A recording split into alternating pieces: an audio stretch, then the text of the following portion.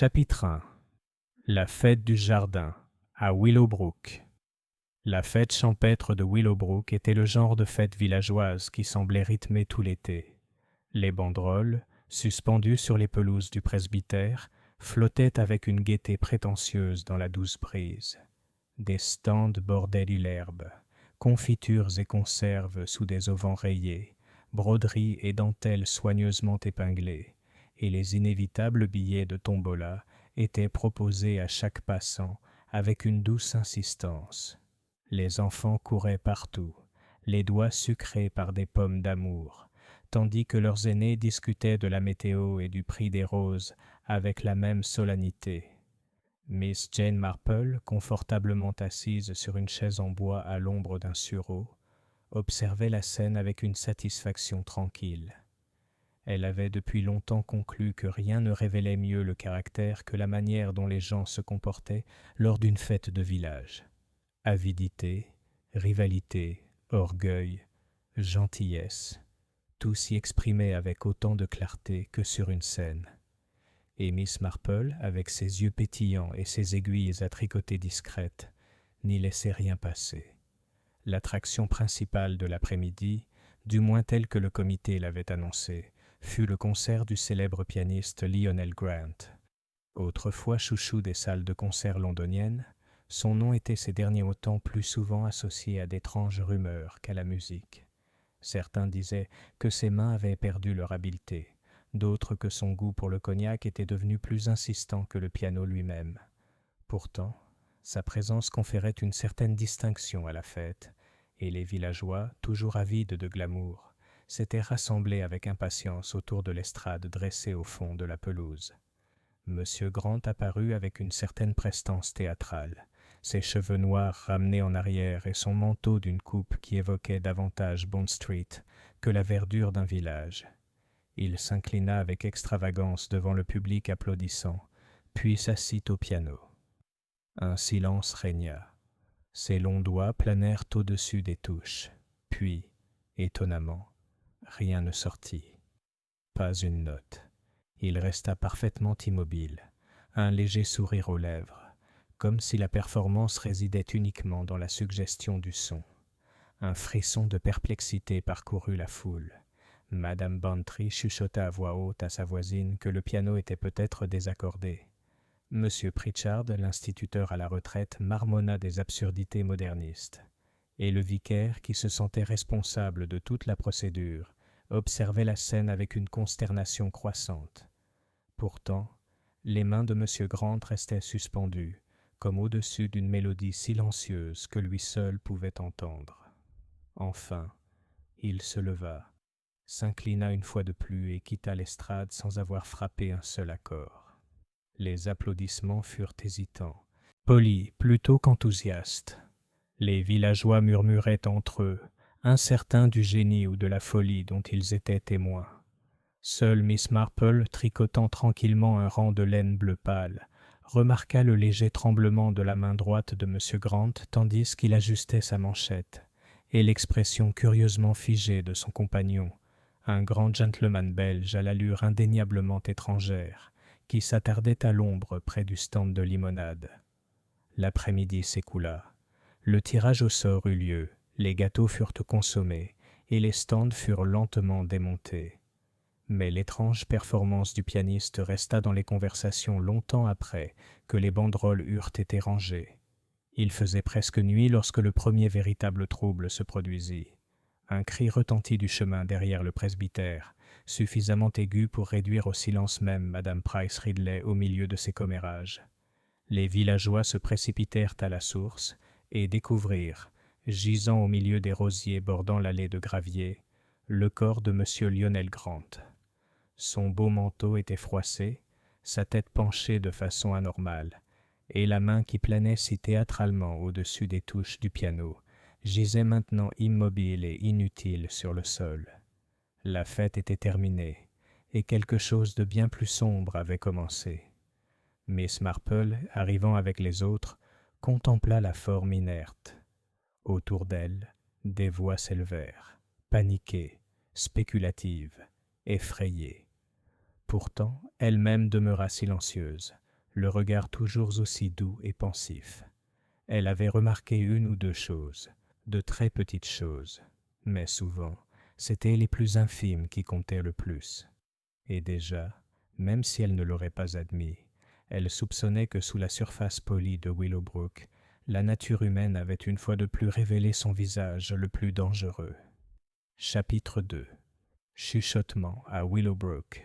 Au matin, les pelouses du presbytère paraissaient étrangement ravagées, comme si une réprimande avait été infligée à l'herbe innocente comme aux banderoles.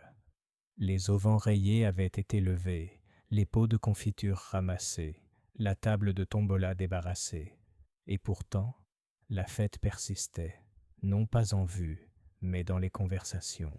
Des conversations qui commençaient avec la postière et se terminaient avec le garçon boucher. Des conversations qui ondulaient le long des haies et des troènes taillées. Des conversations qui trouvaient leur autorité dans la répétition. C'était comme si tout le village avait pris une inspiration collective et parlait d'un seul coup. Au Rose and Thimble, le petit salon de thé dont les ambitions dépassaient les capacités de son four, Madame Weatherby utilisait son plateau à scones comme une sorte de pupitre. « J'ai dit tout de suite, » dit-elle à tous ceux qui voulaient l'écouter, c'est-à-dire tout le monde, que ce que faisait M. Grant n'était pas musical, pas une seule note. Et maintenant, eh bien, voilà votre réponse, n'est-ce pas? À quoi Madame Price Ridley, qui n'était pas du genre à laisser une conclusion inachevée, répondit avec satisfaction. Un spectacle de silence, et maintenant il est silencieux pour toujours. Poétique, mais pas, je crois, respectable. À la poste, mademoiselle Dimmock, petite, soignée, avec un pince-nez qui ressemblait à un instrument moral, avait construit une chronologie au crayon sur un bout de papier. 3h30. Le pianiste s'assoit. 3h32. Rien. 5h moins 1. Corps découvert. Il doit y avoir un lien entre les intervalles. Il y en a toujours un. Les garçons de la forge juraient avoir entendu une voiture après le crépuscule, et la vieille Madame Finch, qui ne sortait jamais sans son ombrelle noire, annonça qu'un étranger à la moustache fournie avait demandé son chemin la veille. Un fait dont, selon elle, les autorités devaient être informées. « On s'y connaît en étranger », dit-elle d'un ton vague mais cinglant, comme si une encyclopédie des délits se cachait derrière cette déclaration. Miss Marple, qui avait pris l'habitude de faire un tour tranquille dans le village après le petit déjeuner, trouva l'air matinal inhabituellement chargé d'opinion. Elle écoutait avec sa douce attention habituelle, ni encourageante ni décourageante. En effet, voir Miss Marple écouter, c'était confondre courtoisie et vaine interprétation. Chacun se sentait libre, pour une fois, de dire entièrement ce qu'il pensait. Elle avait l'air de ne rien retenir, alors qu'en réalité, elle retenait tout. À 9h30, elle se présenta au presbytère, où régnait une expression de détresse organisée. L'épouse du pasteur, Madame Clement, les yeux rouges et pragmatiques, accomplissait d'un seul geste à la fois sa pénitence pour avoir accueilli le malheur et l'inventaire des tasses de thé. « Ma chère Miss Marple, » dit-elle en lui saisissant la main avec une gratitude presque ecclésiastique. « Quelle gentillesse! Ils ont été, oh le mot horrible, traitement, dans l'allée des roses. Quel coup dur, et sur le domaine de l'église. J'ai toujours pensé que les roses sont capables de témoigner. » observa doucement Miss Marple. « Un pétale s'accrochera à l'endroit le plus inattendu. »« Des pétales partout, » dit Madame Clément en frissonnant. « Je ne verrai plus jamais la paix de la même façon. » Ils étaient assis dans le petit salon, où l'odeur du thé de la veille flottait comme un fantôme consciencieux. Du dehors parvenait le murmure solennel de voix masculines, et de temps à autre le bref bruit métallique d'une bêche ramassant les bordures de gazon. La police était arrivée. D'abord le gendarme du village, sérieux et le visage rose, puis une moto annonçant le sergent Lake, venu du bourg. On parlait aussi de l'arrivée de l'inspecteur du comté. « Et vous avez vu le pauvre monsieur Grant après la représentation ?» demanda Miss Marple d'une voix douce comme de la laine à tricoter. « Seulement en passant, » admit Madame Clément. Il a refusé la limonade, ce qui était peut-être une bonne chose. Monsieur Clement l'avait préparée lui-même et oublie toujours le sucre. Il avait une cigarette. Je l'ai remarqué. Une cigarette très noire. Il avait l'air déçu. J'essaie de ne pas voir ce genre de choses, mais on le voit. Déçu des autres ou insatisfait de lui-même. Madame Clément marqua une pause, surprise par la distinction. Je crois, lui-même. Et le monsieur qui est avec monsieur Grant? Les aiguilles de Miss Marple claquèrent une fois, deux fois, comme pour ponctuer la question. Grand, très droit, avec moins de cheveux que de moustaches. Oh, ma chère, oui. Un curieux personnage. Il a parlé de la météo à monsieur Pritchard et a fait passer la météo pour une faute morale. Monsieur Grant l'a qualifié de vieil ami. Continental mais poli. Il a pris de la limonade, mais je ne saurais dire s'il en a bu. Les gens ont souvent plus de choses à porter sur eux qu'ils n'en consomment, a déclaré Miss Marple. C'est très pratique pour avoir l'air occupé. Avant que madame Clément puisse répondre, la servante Elsie entra, le visage tragique de celle qui se sent complice d'un malheur. Sergent Lake, madame, annonça-t-elle, avant de s'effacer avec l'importance maussade d'un rideau de scène. Le sergent Lake était un homme prudent, sur lequel on pouvait compter pour respecter la dignité de la maison d'un ecclésiastique, même en dérangeant les coussins. Il s'inclina devant Miss Marple avec la galanterie maladroite d'un homme consciencieux, puis s'adressa à madame Clement. « Nous limiterons les perturbations au minimum. Si seulement je pouvais avoir la liste de ceux qui étaient occupés avec les affaires du comité au moment de la découverte. »« La liste est dans le garde-manger, sous le présentoir à gâteaux, » dit madame Clément, trahissant par cette étrange géographie l'importance de la fête dans la maison. « Dois-je... S'il vous plaît, madame. » Après son départ, le sergent Lake se tourna vers Miss Marple avec une sorte d'impuissance respectueuse. « C'est une sale affaire, Miss Marple, mais je suppose qu'il y a moins de mal aux roses qu'aux gens. Je n'ai pas encore informé la presse. »« Les gens des villages, » dit doucement Miss Marple, « ressemblent beaucoup à la presse, sergent. Ils apportent leur propre journal et impriment ce qu'ils veulent. » Il rougit légèrement et s'éclaircit la gorge. « Un monsieur demande à vous voir, mademoiselle. Il dit connaître le défunt. Un certain monsieur. » Il hésita délicatement. « Monsieur Poirot, dit une voix légère et étrangère depuis la porte, donnant aux syllabes une forme délicate, comme si l'on disposait des violettes dans un vase. Hercule Poirot. Il se tenait là, vêtu d'un costume d'une exactitude admirable. Ses moustaches, dont madame Finch avait parlé avec une inquiétude horrifiée, si symétriques qu'elles pouvaient paraître sous certains angles, une forme de reproche adressée au visage négligé. La tête inclinée, les mains fines et soignées, semblables à celles de Miss Marple, jointes avec cérémonie. « Mademoiselle Marple, poursuivit-il en avançant d'un pas, vous me pardonnerez mon intrusion. Je suis ici par le plus grand des hasards, pour une petite affaire privée, et j'ai rencontré hier une vieille connaissance dans votre charmant village. Ce matin, j'apprends. » Il écarta les mains et cette pause éloquente compléta la phrase sans la vulgarité des mots. Miss Marple le regarda avec la légère interrogation qu'elle aurait pu exprimer à propos d'un oiseau exotique à la fenêtre. « Je suis ravie de faire votre connaissance, monsieur Poirot, » dit-elle en se levant. « Vous étiez à la fête. »« Mais oui, c'était très instructif. » Ses yeux pétillèrent et se durcirent d'un seul coup. Un tour de passe-passe. Vous conviendrez que la nature humaine, en compagnie de Tombolas, se montre avec candeur.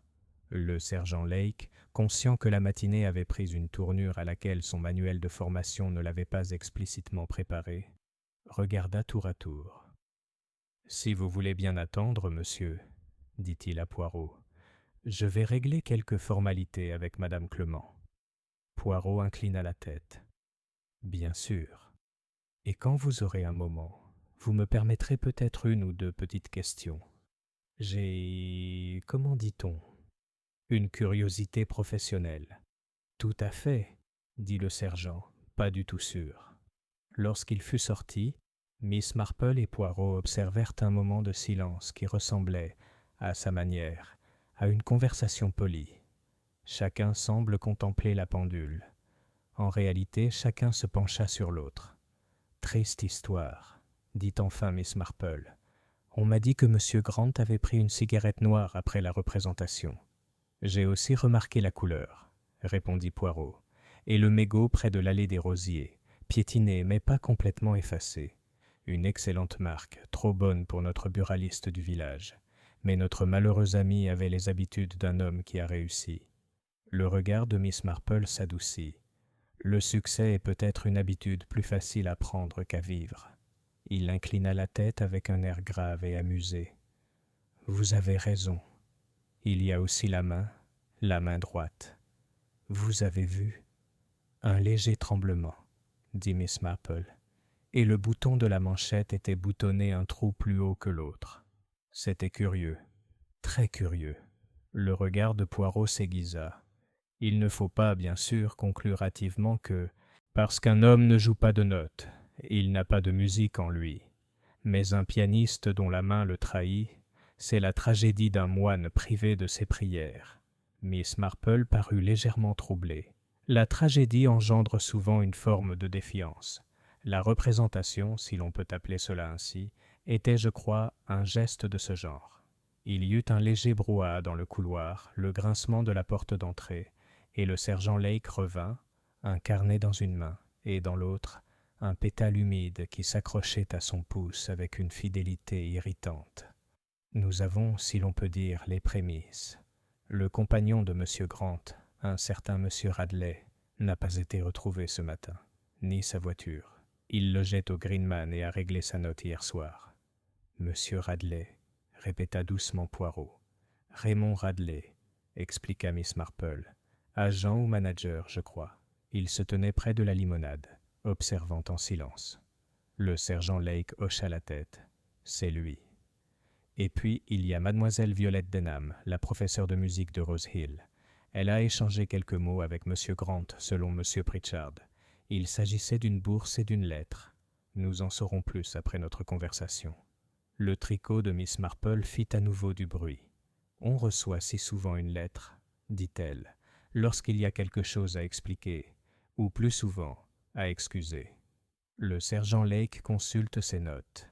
Enfin, le jardinier du curé signale une tige de rosier cassé près de l'allée, et nous avons trouvé, outre le mégot de cigarette, un petit verre vide.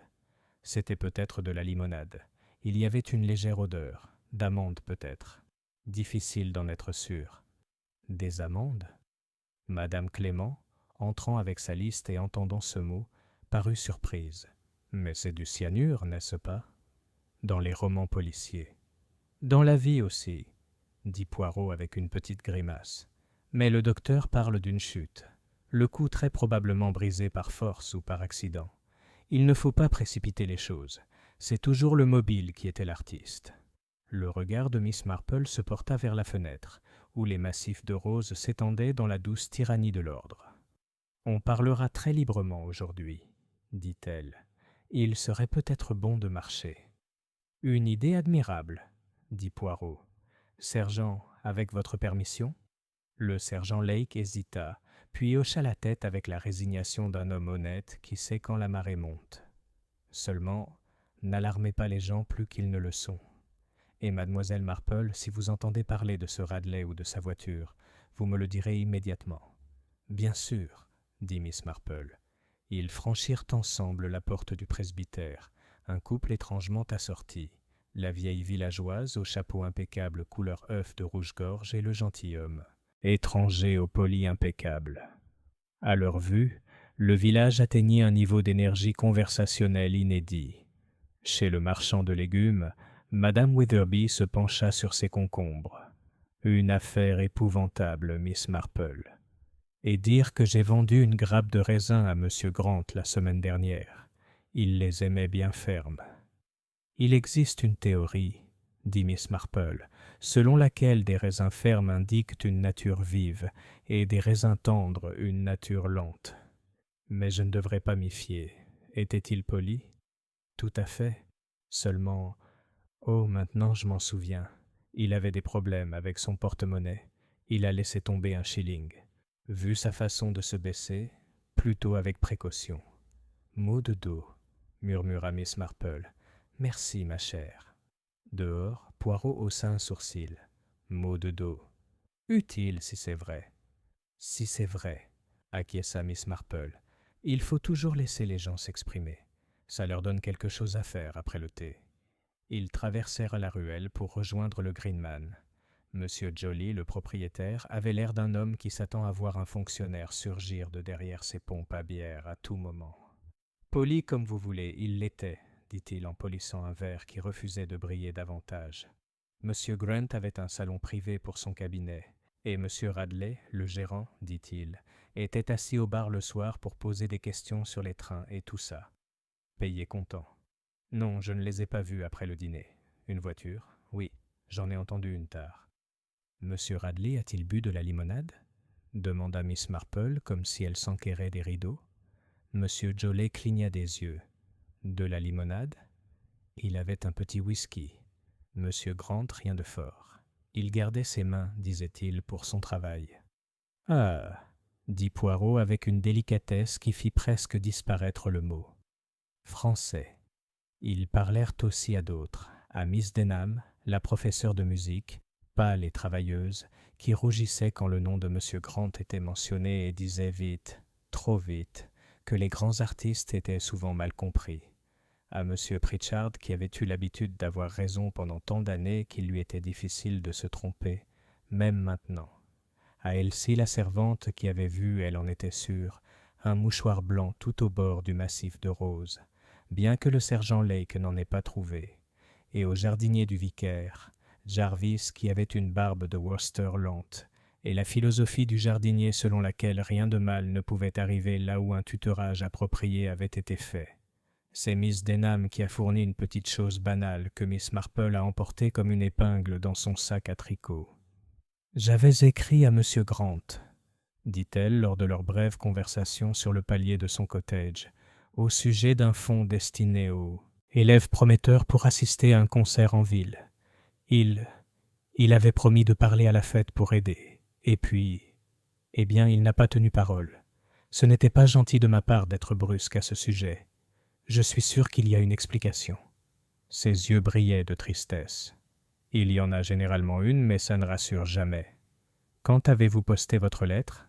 Demanda Miss Marple, lissant la petite enveloppe de sa curiosité pour qu'elle ne paraisse pas indiscrète. Jeudi, dit mademoiselle Denham.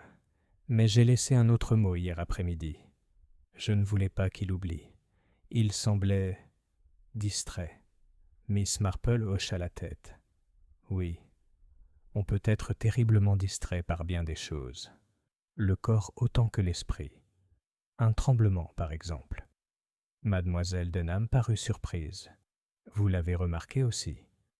De retour au presbytère, midi amena l'inspecteur du comté, nommé Purley, dont les manières suggéraient que le monde avait été construit avec beaucoup trop de cordes. Il avait les épaules larges, une patience de bulldog, et la conviction que les faits, une fois bien assemblés, ne s'effondreraient pas. « Nous avons 3 points à souligner », annonça l'inspecteur Purley dans le bureau, où Miss Marple était assise avec son tricot et Poirot, dans un silence absolu. Premièrement, le défunt n'a pas écouté de musique hier, ce qui nous donne des troubles d'esprit. Deuxièmement, il y a un verre vide avec de possibles traces de cyanure, bien que le médecin affirme que le goulot soit la cause principale. Troisièmement, le directeur du défunt a disparu. A ajouté à cela une dispute avec le professeur de musique local, et nous avons notre terrain d'entente. Le sergent Lake a ajouté avec une fierté évidente « Et un mégot de cigarette, monsieur ?» Purley grogna. « On peut aussi être assassiné en fumant, Lake. On va retrouver ce Radley. C'est une question naturelle. » Poirot, très doucement. « Et une réponse naturelle, peut-être? Il faut se méfier des réponses trop ponctuelles. » Le regard de Purley le fixait sans animosité. « Vous êtes le gentleman du continent, » dit-il. « Nous avons votre nom quelque part. »« Je viens parfois du continent, » dit Poirot aimablement. « C'est un défaut que je n'ai pas encore surmonté. » Purley s'autorisa un léger sourire. « Eh bien, monsieur, si vous laissez le labourage à ceux qui ont le champ, on verra bien ce que ça donne. »« Oh, j'ai un grand respect pour le labourage, » dit Poirot. Il arrive seulement qu'une graine soit emportée d'un champ complètement différent et pousse là où on ne l'attend pas.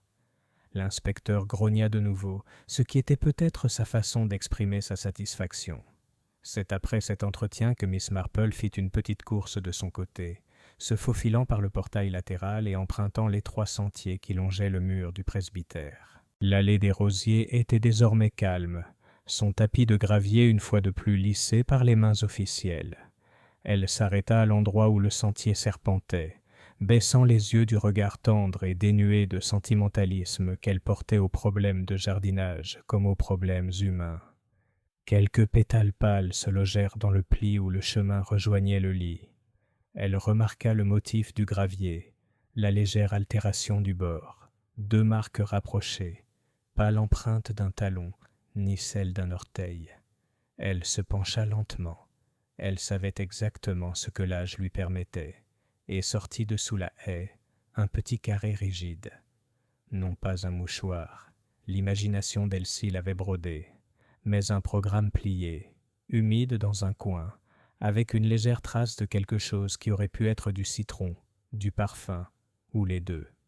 Au dos, comme si cela avait été fait distraitement par un homme qui aimait le mouvement d'une plume, il y avait une clé de sol et 1 ou 2 mesures de notes, si on pouvait les appeler notes, descendant avec une grâce lasse, puis s'arrêtant complètement. Miss Marple glissa le programme dans la poche de son cardigan et pensa aux hommes qui avaient autrefois été capables de faire quelque chose de magnifique et qui ne le pouvaient plus maintenant.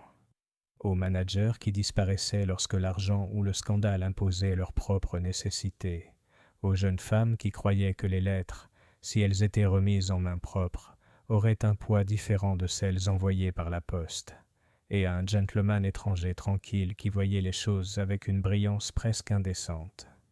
À son retour à la maison, l'horloge du village sonnait l'heure. Dans le hall, elle rencontra Elsie qui, après un moment d'inquiétude, lui révéla une information avec l'empressement de quelqu'un qui se rachète par l'information. « Pardon, mademoiselle, » murmura Elsie. « J'ai seulement entendu M. Jarvis dire qu'il y avait une trace de pneu sur le chemin de traverse. Pas du genre habituel, plus étroite. Il dit ça à cause de la boue près du fossé. Et il y avait un gant sous le banc près du rhododendron. Mais le sergent Lake a dit qu'il était vieux et sec, et qu'il n'avait rien à voir avec rien. » Les gants, dit Miss Marple, ont très souvent un rapport avec quelque chose, ne serait-ce qu'avec la personne qui les a perdus. Elle entra dans le petit salon, où Poirot était assis, comme s'il l'avait attendu depuis le début, le regard calme et alerte. Elle reprit sa place. Pendant quelques instants, ils restèrent silencieux, du silence de ceux qui n'ont pas besoin de parler pour être agréables. Finalement, Poirot demanda « Et alors, mademoiselle ?» « Monsieur Poirot, je pensais à la limonade, » répondit Miss Marple en rajustant un point. « Les gens pensent que c'est innocent. C'est une erreur. » Il fit un petit geste, encourageant. « C'est très pratique pour ceux qui préfèrent tenir quelque chose sans le boire, » poursuivit-elle, « et encore plus pratique pour ceux qui préfèrent boire dans le verre d'autrui sans que personne ne le remarque. Au village, on partage, vous savez.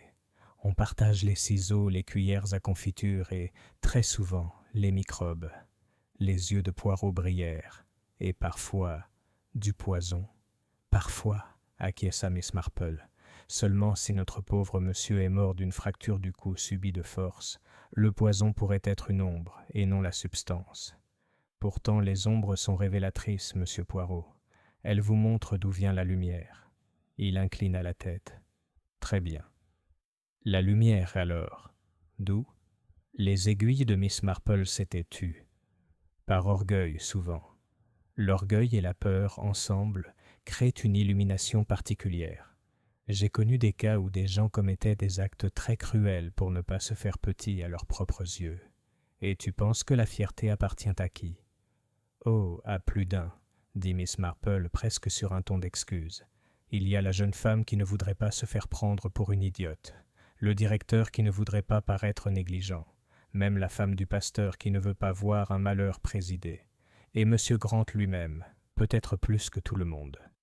Poirot sourit. « Il faut donc s'arranger pour voir l'orgueil sous plusieurs angles. »« Oui, » dit Miss Marple, « et nous devons retrouver M. Radley. Seulement... » Elle parut légèrement troublée.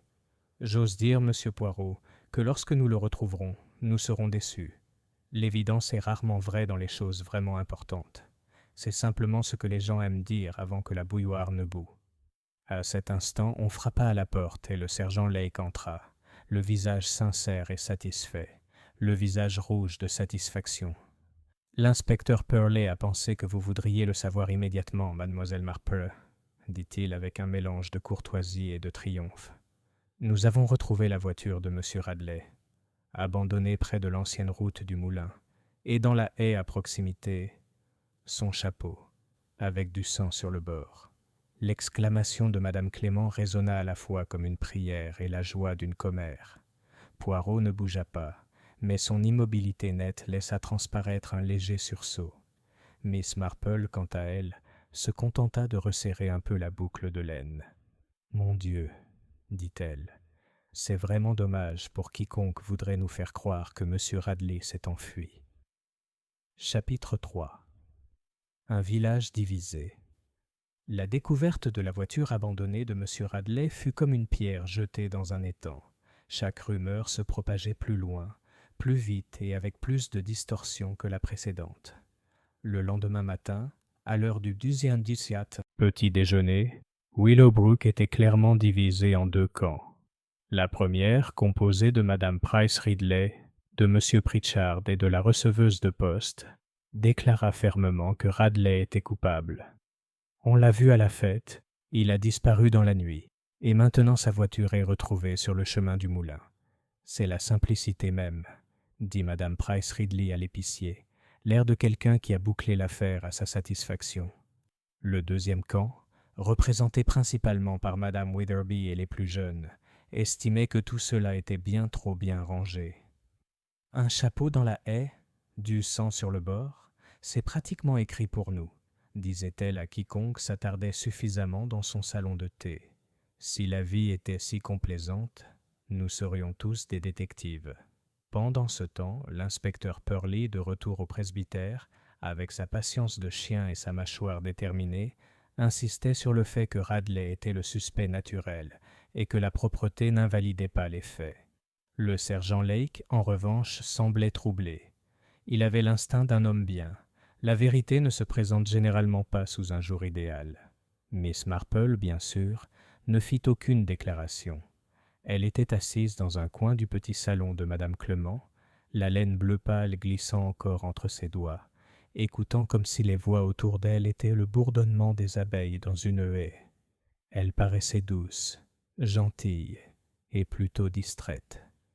En réalité, elle organisait avec une précision tranquille les traits de caractère et les circonstances que d'autres déversaient si librement. La théorie de l'inspecteur Purley.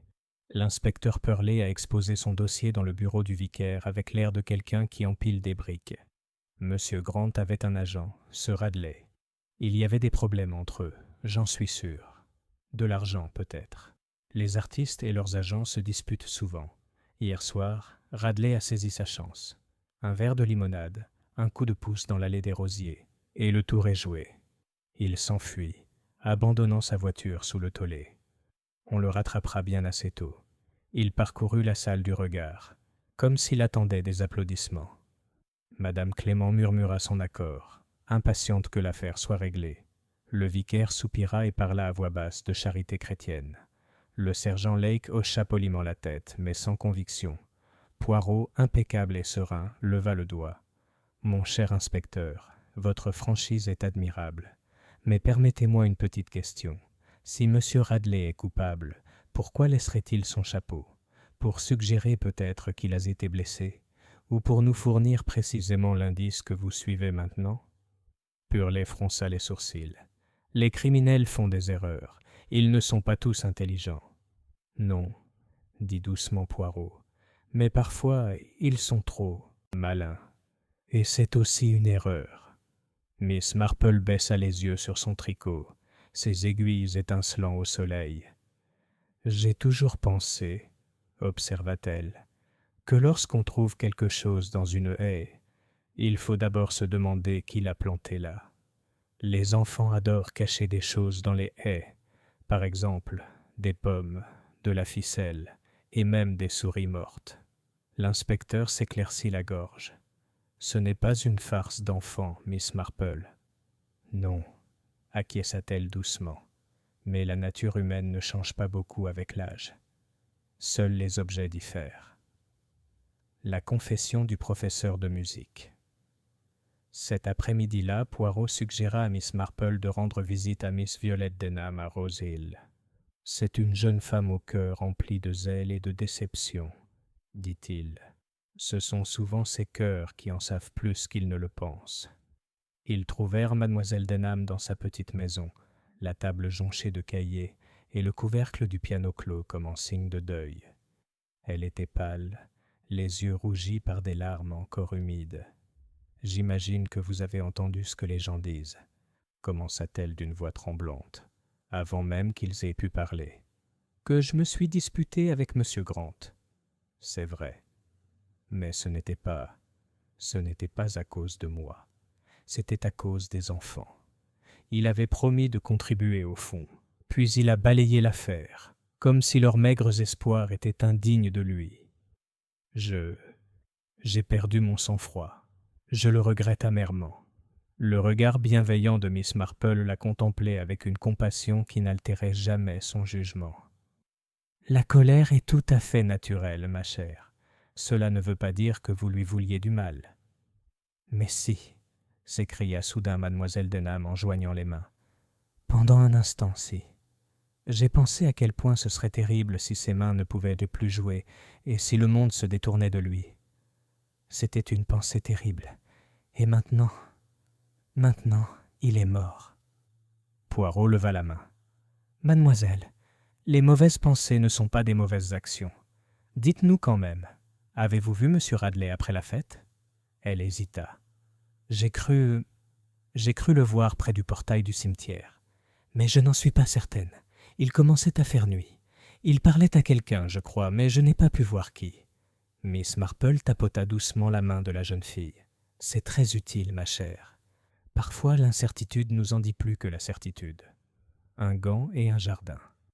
De retour au presbytère, Miss Marple fit une promenade tranquille dans le jardin, seule. Elle examina les rosiers, le gravier, la haie. C'est alors qu'elle remarqua le gant dont Elsie avait parlé plus tôt, non pas sous le rhododendron comme on l'avait dit, mais accroché haut dans les branches comme s'il avait été jeté. Miss Marple songea qu'un homme ne jette généralement un gant que s'il est très pressé ou s'il souhaite qu'on le retrouve. Elle le rapporta délicatement dans la salle du matin, où Poirot l'attendait. « Un gant de dame, » dit-elle en le posant sur la table, « mais pas celui de mademoiselle Denham. Elle porte du coton pour ses élèves. Celui-ci est en chevreau, gris pâle, très beau. » Poirot se pencha dessus, ses moustaches tressaillant pensivement. « Très intéressant.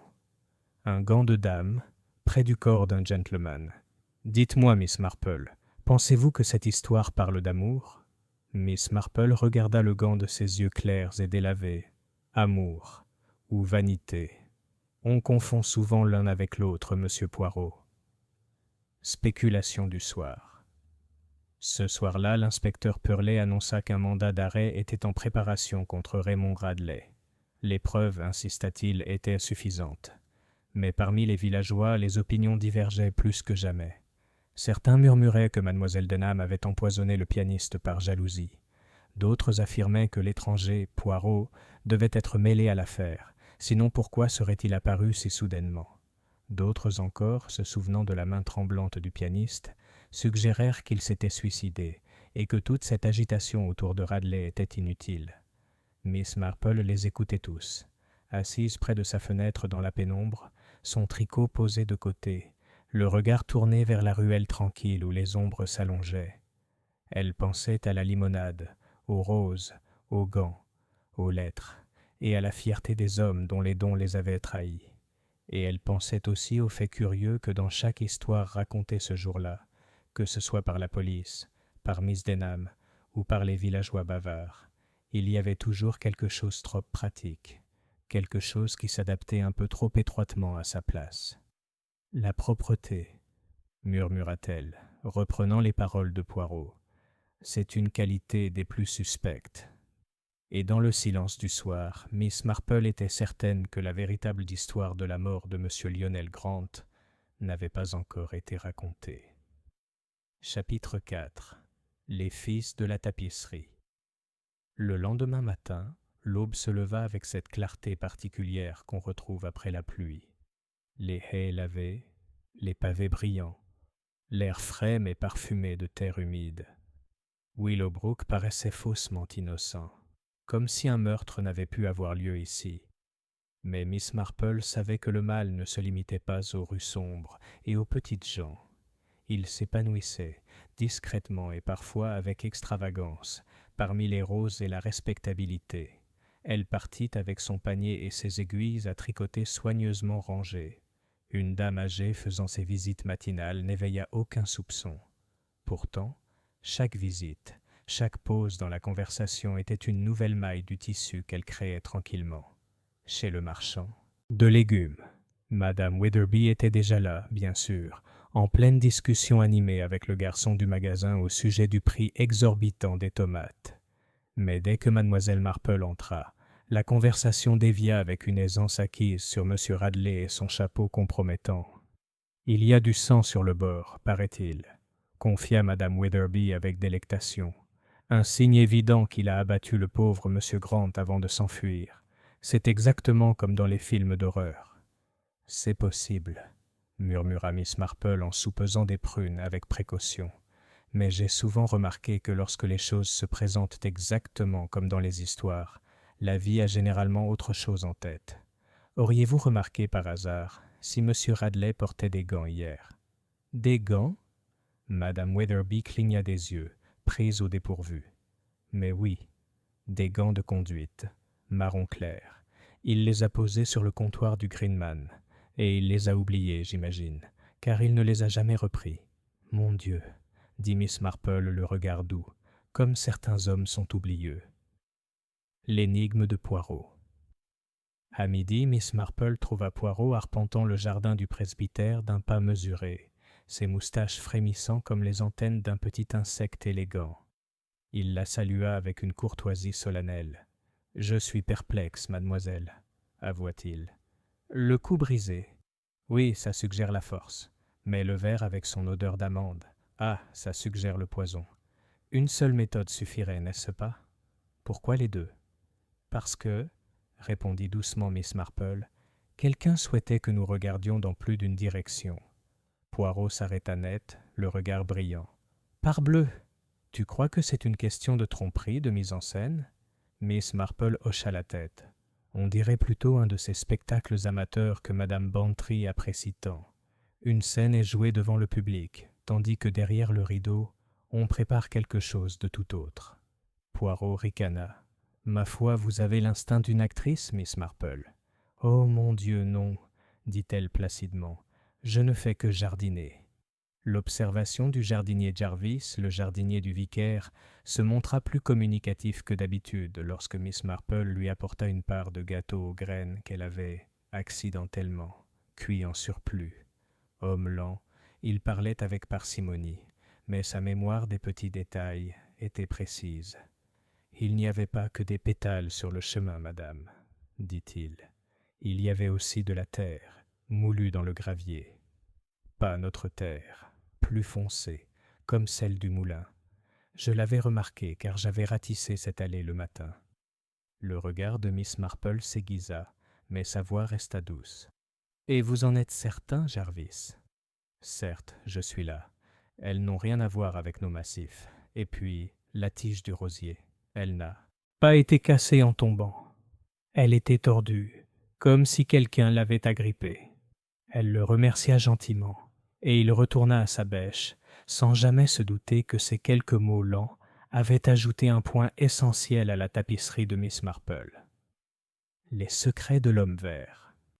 Plus tard dans l'après-midi, Poirot insista pour qu'ils retournent au Greenman.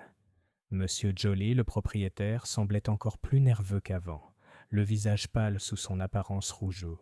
« Je devrais en parler à quelqu'un, » murmura-t-il après une brève incitation. « Ça me tracasse, vraiment. Monsieur Radley m'a posé des questions sur les trains, certes, mais plus encore. Il m'a insisté pour avoir des détails sur l'ancienne route du moulin. À quelle heure les gens l'empruntaient-ils, s'il y avait des lumières? Et puis, il hésita, jetant un coup d'œil nerveux au regard perçant de Poirot. Et puis, il y avait la dame. Miss Marple se pencha légèrement en avant. La dame? Une personne bien, mieux habillée que la plupart des gens ici. Gants gris, chapeau à plumes. Elle est arrivée en retard et a demandé M. Grant. Je lui ai dit qu'il était sorti et elle a semblé, disons, déçue. Elle est partie précipitamment. Elle n'a pas donné son nom. Poirot et Miss Marple échangèrent un bref regard. Une dame aux gants gris, répéta doucement Miss Marple. C'est très intéressant. Réflexion du soir. Ce soir-là, Willowbrook s'installa mal à l'aise sous ses lampes et ses tables. L'inspecteur restait déterminé à arrêter Radley, et les villageois continuaient d'échafauder des théories à leur guise. Mais dans le salon du presbytère, deux détectives âgés, l'un belge, l'autre anglais, étaient assis près du feu, chacun absorbé par ses pensées. « Dites-moi, Miss Marple, dit enfin Poirot, vous croyez que la vérité ne réside pas seulement dans la violence ni dans le poison, mais dans les petites choses? Le gant, la terre, le programme aux notes inachevées. En effet, dit doucement Miss Marple, un meurtre c'est souvent un peu comme tricoter, monsieur Poirot. Une maille ratée ici, une boucle de plus là. Ça peut paraître anodin au premier abord, mais tôt ou tard, le motif se révèle. Poirot inclina la tête. Et dans ce schéma, vous voyez déjà ce que ce sera? Miss Marple sourit faiblement. Pas encore. Mais je vois la main qui tient les aiguilles. Et c'est, je crois, le début de la compréhension. Chapitre 5. Le mauvais suspect. L'inspecteur Purley appréciait la sensation du progrès. Au lendemain de la découverte de la voiture abandonnée de Radley, il était convaincu, et la moitié de la police du comté, que l'affaire était quasiment close. Le mandat d'arrêt contre Raymond Radley fut émis, et à midi, il était installé dans le bureau du vicaire, une pile de papiers devant lui, dictant au sergent Lake avec la satisfaction de planter le dernier clou dans un cercueil encombré. Chapeau, voiture, disparition. Tout cela ne fait qu'un, déclara-t-il en ponctuant ses paroles d'un coup sur le bureau. Il s'est disputé à son employeur, l'a empoisonné, puis a tenté de dissimuler l'affaire en le bousculant et en lui brisant le cou. Simple comme bonjour. Le vicaire, pâle et affligé, murmura que tout n'était pas toujours aussi simple aux yeux de la Providence. Madame Clément rôdait avec des tasses de thé, impatiente de se montrer hospitalière, mais incapable de retenir son regard inquiet vers Miss Marple et Poirot, assis tranquillement près du feu. Le tricot de Miss Marple claquait avec un calme trompeur. Poirot, parfaitement immobile, regardait l'inspecteur Purley avec une lueur d'amusement qui frisait dangereusement l'impertinence. L'arrestation. Cet après-midi-là, la nouvelle se répandit dans Willowbrook aussi rapidement que le vent dans un champ de blé. Radley avait été placé en détention. 2 agents de police, disait-on, l'avaient trouvé errant près de la gare de Market Shipping, échevelé et pâle. Le soir venu, chaque cottage avait sa version des faits. Pour certains, Radley était un vaurien enfin appréhendé. Pour d'autres, un homme tragique poursuivi par la malchance. Madame Price Ridley annonça triomphalement dans le salon de thé qu'elle le savait depuis le début, tandis que M. Pritchard estimait que les voyages à l'étranger avaient ruiné la réputation de Radley. Mais Miss Marple dit simplement « Oh mon Dieu !» de sa manière douce, et continua avec sa bordure en dentelle. Une visite à la cellule? Grâce à un arrangement spécial, Poirot et Miss Marple furent autorisés à accompagner l'inspecteur Purley à la prison du bourg le lendemain matin. Radley était assis sur le banc dur, les cheveux en bataille, le costume froissé, mais le regard étrangement provocateur. « Je suppose que vous êtes venu voir le méchant, » dit-il amèrement. « Eh bien, je ne suis pas le méchant. Je me suis peut-être disputé avec Lionel Grant, mais je ne l'ai pas tué. Il était déjà ruiné, et il le savait. » Poirot se pencha délicatement en avant. « Ruiné, monsieur ?» Radley eut un rire rauque. Sa main était finie. Il pouvait à peine toucher un accord sans trembler. Le grand Lionel Grant, un pianiste qui ne savait pas jouer. Et pourtant il s'accrochait à moi pour des engagements, des honoraires que je ne pouvais plus obtenir. Je lui ai dit la vérité hier. Peut-être l'ai-je dit durement, mais je vous jure que je l'ai laissé en vie. L'inspecteur Purley renifla. Et pourtant, vous avez disparu dans la nuit, laissant votre voiture et votre chapeau derrière vous.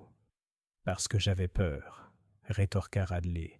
Peur justement de ça, qu'on me le reproche. Quant à la voiture, elle est tombée en panne sur la route du moulin. Le chapeau, je ne sais rien, je ne l'ai jamais laissé là. Quelqu'un l'a placé, je vous le dis. Quelqu'un qui voulait me pointer du doigt. Le regard de Poirot devint perçant. Et cette personne, qui profiterait de la mort de ton ami? Radley hésita, puis écarta les mains. Beaucoup. Il avait des dettes. Il avait des amantes. Il avait assez d'ennemis. Mais moi, je n'avais rien à gagner si ce n'est des ennuis. Miss Marple, restée silencieuse pendant l'échange, se pencha en avant avec sa douceur. « Monsieur Radley, avez-vous vu quelqu'un après avoir quitté l'homme vert ?» Radley se frotta le front. « Une femme. Elle passait près du portail du cimetière. Elle portait des gants, gris, je crois. Elle s'est précipitée en me voyant. » Poirot et Miss Marple échangèrent un regard. Doute. À leur retour de prison, l'inspecteur Purley était plus triomphant que jamais. « Cet homme se condamne lui-même à chaque mot, » déclara-t-il. « Il admet s'être disputé, être parti effrayé, avoir été présent près des lieux. Il ne nous en faudra pas beaucoup plus. » Mais Poirot secoua gravement la tête. « Non, mon cher inspecteur, il admet trop et trop peu à la fois. Ce n'est pas un discours de culpabilité, mais de désespoir. » « Et pourtant il a couru, » rétorqua Purley. « Beaucoup d'hommes fuient lorsqu'ils sont innocents, » répondit Poirot. « Il ne fuait pas l'acte, mais son ombre. » Miss Marple parlait doucement, le regard perdu dans le vide. « On reproche souvent aux gens d'être les plus commodes. Un chapeau dans une haie, un gant sur un chemin. Tout est très propre, inspecteur.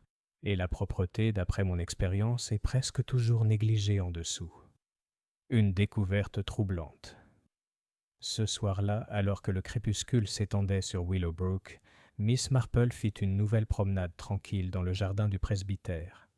Près du rhododendron, où le gant avait été retrouvé, elle remarqua quelque chose qu'elle avait oublié, un petit bouton gris perle, bien trop délicat pour appartenir aux vêtements robustes de Radley. Elle se pencha lentement, le récupéra et le glissa dans son mouchoir. Plus tard, dans le salon du presbytère, elle le montra à Poirot.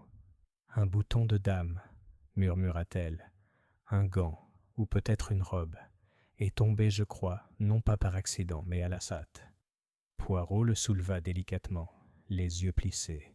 « Nous avons donc un gant, un bouton, une femme vue par 2 témoins.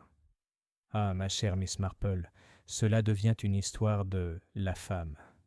Toujours, là où les hommes se disputent, il y a aussi une femme. C'est le modèle éternel. » Miss Marple secoua légèrement la tête. « Pas toujours, monsieur Poirot. Parfois, c'est la vanité, la peur ou l'orgueil qui sont en cause. Mais quoi qu'il en soit, je pense que la vérité est toute proche. Seulement, elle marqua une pause, les yeux cernés. Seulement, je ne crois pas que le pauvre monsieur Radley soit le coupable. » Chapitre 6. Secret révélé. L'arrestation de Raymond Radley aurait dû apaiser un peu Willowbrook.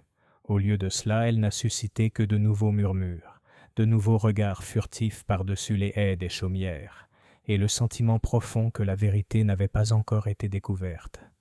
L'inspecteur Purley resta ferme dans sa conviction. « Cet homme est coupable. Un point, c'est tout, » déclara-t-il au sergent Lake, tandis qu'ils examinaient leurs notes au presbytère. Mais le sergent Lake, bien que respectueux, paraissait troublé.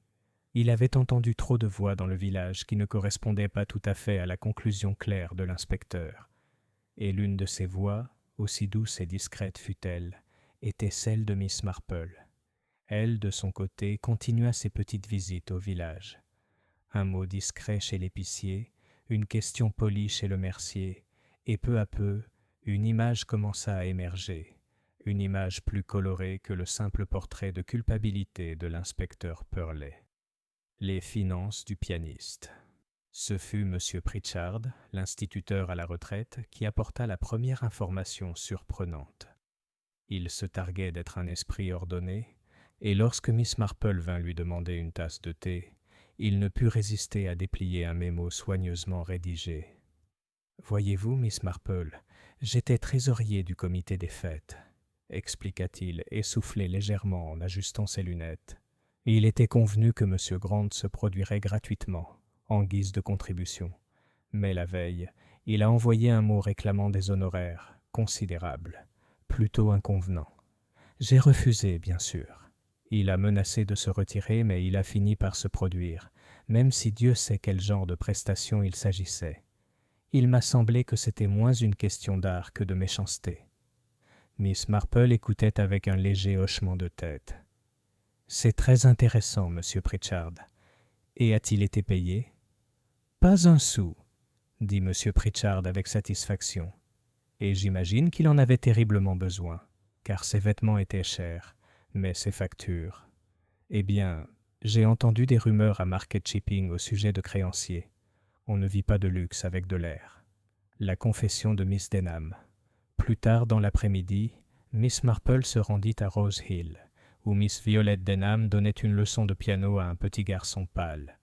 Une fois l'enfant parti, la jeune femme s'assit, lasse, les mains tremblantes sur les touches. « Vous devez avoir une très mauvaise opinion de moi, Miss Marple, » dit-elle aussitôt. « J'ai dit du mal de lui quand j'étais en colère. Mais je dois vous dire autre chose. J'ai été fiancée à Lionel Grant. Brièvement, il y a des années. Il a rompu par ambition. Il disait qu'une épouse ne ferait que freiner sa carrière. Pourtant, à son retour à Willowbrook, il a laissé entendre que nous pourrions peut-être recommencer. » Le regard de Miss Marple s'adoucit. « Et vous avez été tentée ?» Miss Denham eut un rire amer. « Tentée, certes, mais pas déçue. Sa main lâchait, et il me regardait non pas avec amour, mais avec désespoir.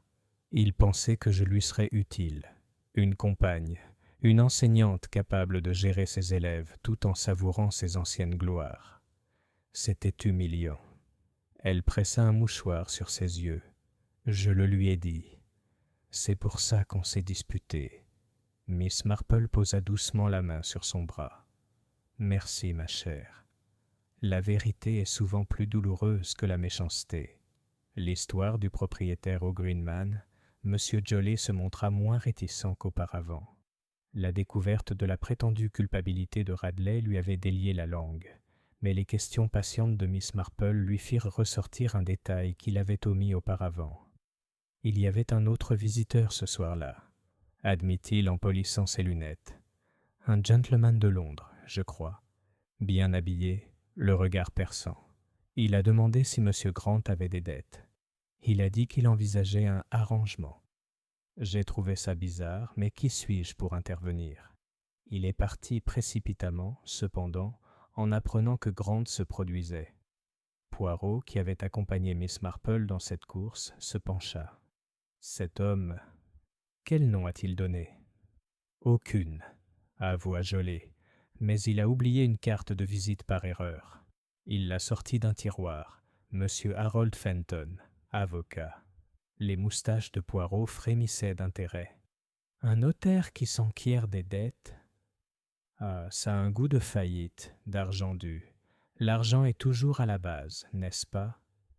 La connaissance d'une veuve. La dernière révélation de la journée vint, comme souvent, d'une source souvent négligée. La vieille Madame Finch, marchant avec son ombrelle noire, fit signe à Miss Marple de s'écarter d'un murmure théâtral. « J'ai vu quelque chose, Jane Marple, et je n'en ai rien dit à l'inspecteur car il me traite comme une vieille folle. Mais je ne le suis pas. En passant devant le presbytère au crépuscule, j'ai aperçu Lionel Grant avec une dame près de l'allée des Roses. Pas Miss Denham, ni le genre de Radley non plus. Un inconnu, grand, beau manteau, et elle lui a donné un paquet.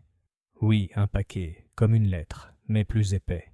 Il l'a vite mis dans sa poche quand il m'a vu le regarder. Et maintenant, eh bien, Maintenant il est mort. Miss Marple la remercia avec gravité, bien qu'elle songeât intérieurement que Madame Finch se trompait rarement dans ses observations, aussi brodés que fussent ses récits. Soirée au presbytère. Ce soir-là, Poirot et Miss Marple étaient de nouveau assis dans le salon du presbytère, reconstituant les découvertes de la journée. L'inspecteur Purley s'était retiré, satisfait, convaincu que l'affaire Radley était solide. Mais les aiguilles de Miss Marple claquaient sans cesse tandis qu'elle murmurait « Nous avons donc des dettes, des fiançailles rompues, des querelles et des rencontres secrètes. Monsieur Grant n'était plus l'artiste admiré d'autrefois, mais un homme accablé de toutes parts, par l'argent, par l'orgueil, par l'échec de ses talents. Et là où les hommes sont accablés, d'autres voient des opportunités. » Poirot inclina la tête, et parmi ces autres, il faut chercher. Qui a le plus à gagner, financièrement, émotionnellement, et même socialement, du silence de Lionel Grant? Miss Marple leva les yeux de son tricot, le regard toujours aussi doux. La réponse se trouve peut-être dans ce paquet que Madame Finch a vu. Des lettres, de l'argent, ou quelque chose de plus dangereux. Il faut toujours être prudent avec les paquets, monsieur Poirot. Ils ont tendance à contenir plus qu'on ne veut bien l'admettre. Le feu crépitait doucement, et dehors, l'horloge du village sonnait 9 heures. Mais au presbytère, 2 esprits perspicaces étaient aux aguets, pressentant que le mystère des secrets de Willowbrook commençait enfin à révéler ses plus sombres secrets. Chapitre 7. Un tournant soudain. Le rythme paisible de Willowbrook, si facilement perturbé, fut à nouveau perturbé le 2e dimanche après la fête. Les cloches de l'église venaient de cesser de sonner, et les villageois s'attardaient dans le cimetière, échangeant des plaisanteries mi-ragots, mi-condoléances. L'inspecteur Purley, toujours aussi calme, descendait le sentier d'un pas raide, convaincu que l'arrestation de Radley avait rétabli l'ordre. Mais l'ordre, Miss Marple le savait, est une illusion fragile. Ce fut Madame Clément, pâle et tremblante, qui se précipita vers Miss Marple et Poirot, qui se tenaient près de la porte de la Liche. « Il s'est passé quelque chose d'horrible, » murmura-t-elle, « à la sacristie. Pauvre monsieur Pritchard, le maître d'école, il s'est effondré, mort. » Le choc de la sacristie. À l'intérieur, la sacristie sentait le cirage et les soutanes humides. Monsieur Pritchard était affalé sur la table du greffier, ses lunettes de travers, le visage cireux. Il serrait un billet à moitié terminé dans sa main. L'inspecteur Purley se pencha vers lui, les sourcils froncés. Un arrêt cardiaque sans doute. Il n'était pas jeune. Dommage, mais c'était naturel. Poirot se pencha délicatement, ses doigts ne touchant jamais le corps. Naturel, dites-vous ? Et pourtant les lèvres sont légèrement bleues, les yeux pincés. Non, mon ami, cela ne me paraît pas naturel. Le regard de Miss Marple se posa sur le mot que Pritchard tenait à la main. « Pourriez-vous nous le permettre ?» demanda-t-elle doucement. Purley le lui tendit à contre-cœur. L'écriture était nette, mais hésitante. « Je ne peux plus me taire. Ce que j'ai vu cette nuit-là. » La phrase se terminait par une ligne irrégulière. Le stylo, dérapant comme s'il avait été arraché. L'inspecteur grogna. « Le suicide, alors. Submergé par la culpabilité, peut-être. » « Ou réduit au silence, » dit Miss Marple à voix basse, avant qu'il ait pu terminer sa phrase. La tasse de thé empoisonnée. C'est le sergent Lake, avec son regard attentif, qui repéra la tasse de thé dans le coin de la sacristie. « Encore chaude, » murmura-t-il. « Elle sent légèrement, amèrement. » Poirot renifla délicatement. « Encore des amandes amères. Notre vieille connaissance, le cyanure. Quelqu'un a offert une dernière tasse de thé au bon monsieur Pritchard, mais pas, je crois, pour le rafraîchir. » Miss Marple croisa les mains. « Pauvre homme, il était précis, vous savez. Il n'aurait jamais laissé sa phrase inachevée par choix. Il aimait toujours compléter ses calculs. » Chuchotement après le service. Le soir, Willowbrook était le théâtre de nombreuses spéculations. « Pritchard en savait trop », déclara Madame Price Ridley d'un ton sombre. « Il allait sans doute dénoncer Radley. »« Non, non, » rétorqua Madame Witherby en servant du thé aux Rose and Thimble. « Il avait des problèmes cardiaques. Tout le monde le savait. L'inspecteur a raison. »« Alors pourquoi ce mot ?» demanda Madame Finch d'un ton triomphant. « Je l'ai vu de mes propres yeux. Il écrivait quelque chose d'important. Et maintenant il est parti. Croyez-moi, le meurtrier est toujours parmi nous. » Le village, une fois de plus, était divisé, la moitié s'accrochant à la sécurité du récit simple de Purley, la moitié murmurant que la mort de Lionel Grant n'était que le début. Les préoccupations de Poirot. Ce soir-là, Poirot était assis avec Miss Marple dans le salon du presbytère. Son calme habituellement impeccable était teinté d'un réel malaise. « Ça change tout, ma chère, » dit-il gravement. « 2 morts. L'une peut être déguisée en accident, l'autre déguisée en naturel. Mais toutes deux. Ah, toutes deux avec la petite signature du poison. » Miss Marple hocha la tête, ses aiguilles étincelant doucement. « Oui. Et tous deux liés à des mots non prononcés. Monsieur Grant n'a joué aucune note. Monsieur Pritchard n'a écrit aucune conclusion. Le silence peut être aussi éloquent que la parole, vous ne trouvez pas ?» Poirot la regarda avec admiration. « Vous êtes formidable, Miss Marple. Vous percevez dans la fragilité humaine un schéma que nous autres ne voyons pas. »« Pas redoutable, » dit-elle doucement. « Juste observateur. Les gens en disent souvent plus qu'ils ne le pensent, si on leur en donne l'occasion. » Un nouveau suspect. Le lendemain matin, le sergent Lake apporta de nouveaux renseignements. « Monsieur, » rapporta-t-il à l'inspecteur Purley, « Monsieur Fenton, l'avocat londonien, a mené une enquête à Market Chipping. Il affirme que Monsieur Grant était lourdement endetté et avait hypothéqué ses futurs concerts. Si la nouvelle de son état se répandait, les créanciers risquaient de lourdes pertes. Fenton lui-même, peut-être. » Poirot haussa un sourcil. « Alors, notre pianiste était ruiné à plus d'un titre. Fierté et argent, tous deux envolés.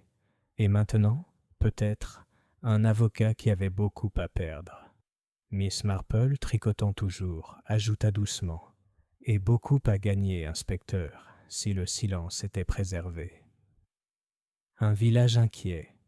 Au crépuscule, les rosiers de Willowbrook perdaient leur innocence. Les ombres s'allongeaient sur les ruelles, et le village autrefois animé semblait retenir son souffle. Car si Radley était coupable, pourquoi M. Pritchard était-il mort lui aussi? Et si Radley était innocent, alors quelqu'un d'autre tramait une tromperie bien plus complexe. Miss Marple était assise à la fenêtre de son cottage, regardant la rue tranquille. Elle pensait aux billets inachevés, aux gants gris, à la carte de notaire et à l'homme qui avait autrefois joué de la musique, mais qui ne produisait plus que le silence. « 2 morts, » murmura-t-elle, « mais une seule vérité. Et elle est toute proche, maintenant, vraiment toute proche. » Chapitre 8. Le filet se resserre. La mort de M. Pritchard jeta une ombre plus longue sur Willowbrook que le meurtre de Lionel Grant. La fête, après tout, était une fête de village, mais le maître d'école avait été la conscience du village. Sa voix aiguë, son insistance sur la précision, ses petites lunettes capricieuses, tout cela était devenu si habituel depuis si longtemps que leur absence soudaine frappait au cœur même de l'ordre quotidien. Et pour Miss Marple, cela confirmait ce qu'elle soupçonnait depuis le début. M. Radley, bien que coupable de querelle et d'égoïsme, n'était pas coupable de meurtre. Quelqu'un, quelque part, s'efforçait vraiment d'attirer l'attention ailleurs. Les interviews de Poirot. L'inspecteur Purley, toujours obstinément attaché à sa théorie de la culpabilité de Radley, avait autorisé à contre-cœur Poirot à interroger à nouveau les principaux témoins. Le détective belge mena son enquête dans le bureau du vicaire, en présence du sergent Lake et de mademoiselle Marple tricotant tranquillement dans un coin. D'abord vint Violette Denham, pâle et nerveuse. Elle affirma n'avoir pas revu Pritchard après la fête, même si ses yeux clignaient étrangement en le disant. Poirot l'interrogea doucement.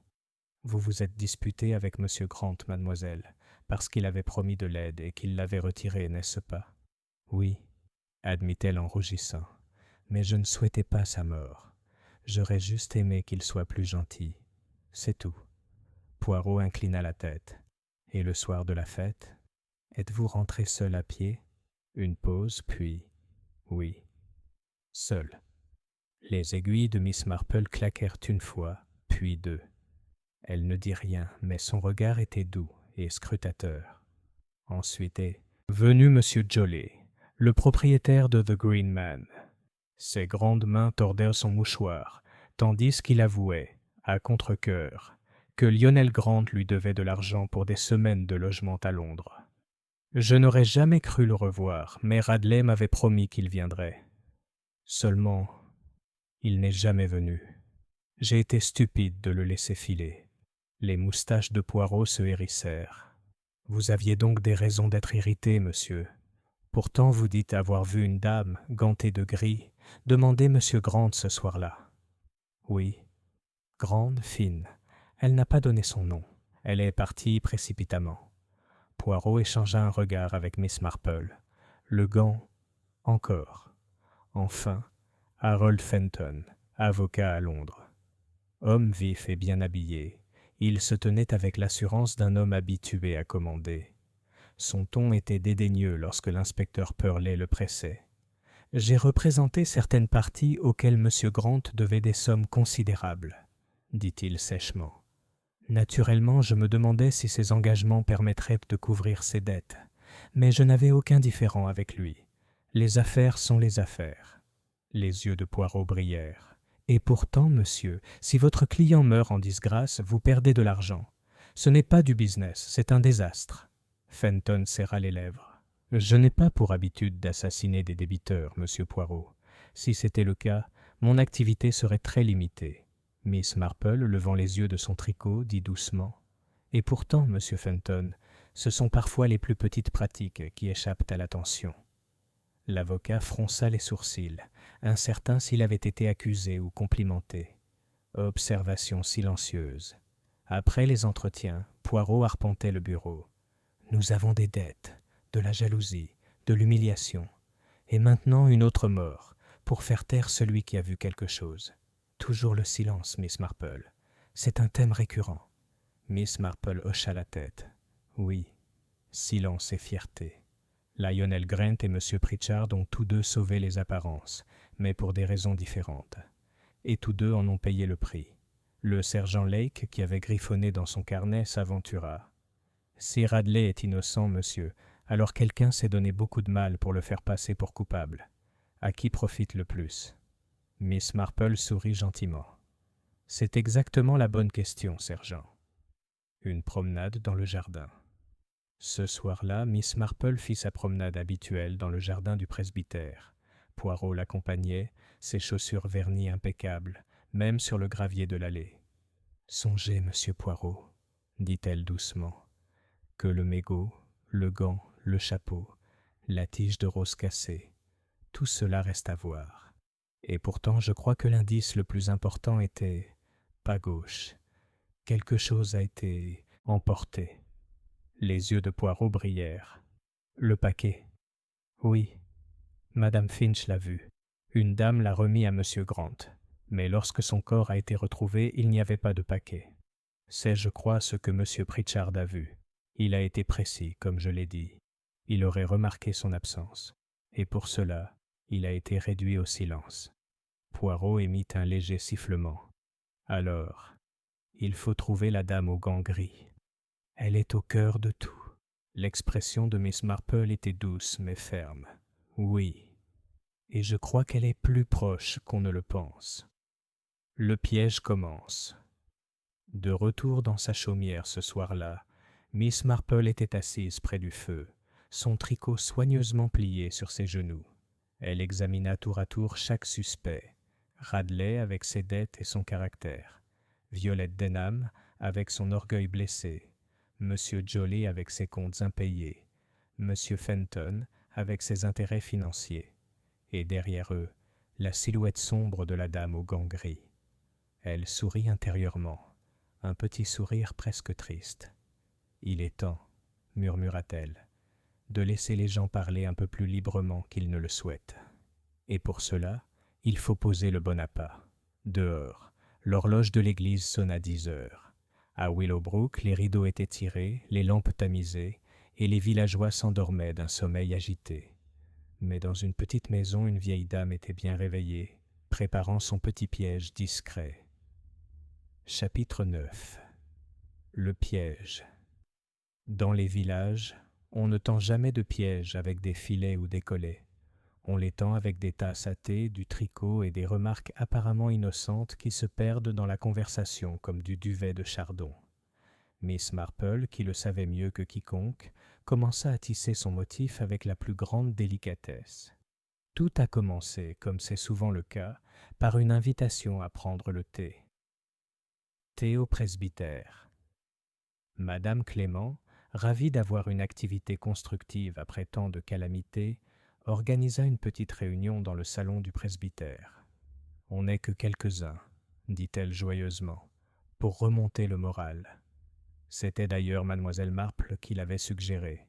Étaient présents Violette Denham, pâle et abattue, Monsieur Joly qui avait été dissuadé non sans mal de quitter l'homme vert, Monsieur Fenton, l'air vif et légèrement dédaigneux, et à la surprise générale, l'inspecteur Purley lui-même, qui avait accepté, arguant que les villageois ne devraient pas trouver la loi trop stricte. Poirot, bien sûr, était présent, impeccable et observateur. Miss Marple elle-même était assise près du feu, son panier à tricot à ses pieds, apparemment absorbée par le comptage des mailles. Mais ses yeux pétillaient doucement, tandis que les accessoires pour le thé passaient. Douces incitations. La conversation fut d'abord polie, voire ennuyeuse. On discutait des roses, du sermon, et du pasteur, du prix exorbitant du charbon.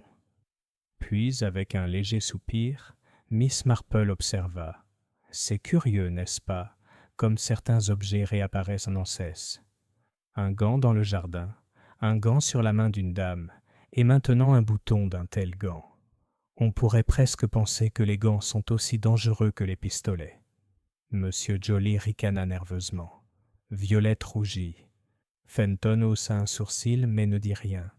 Poirot se pencha en avant, son ton faussement désinvolte.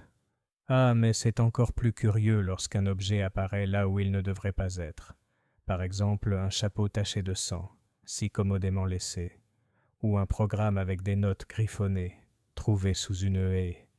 Ces choses-là n'arrivent pas toutes seules. » Le silence qui suivit fut pesant. Miss Marple se pencha sereinement sur son tricot. Une réaction surprise. « Je suppose, » dit soudain Violette Denham, « que tu veux dire que quelqu'un les a mis là, délibérément.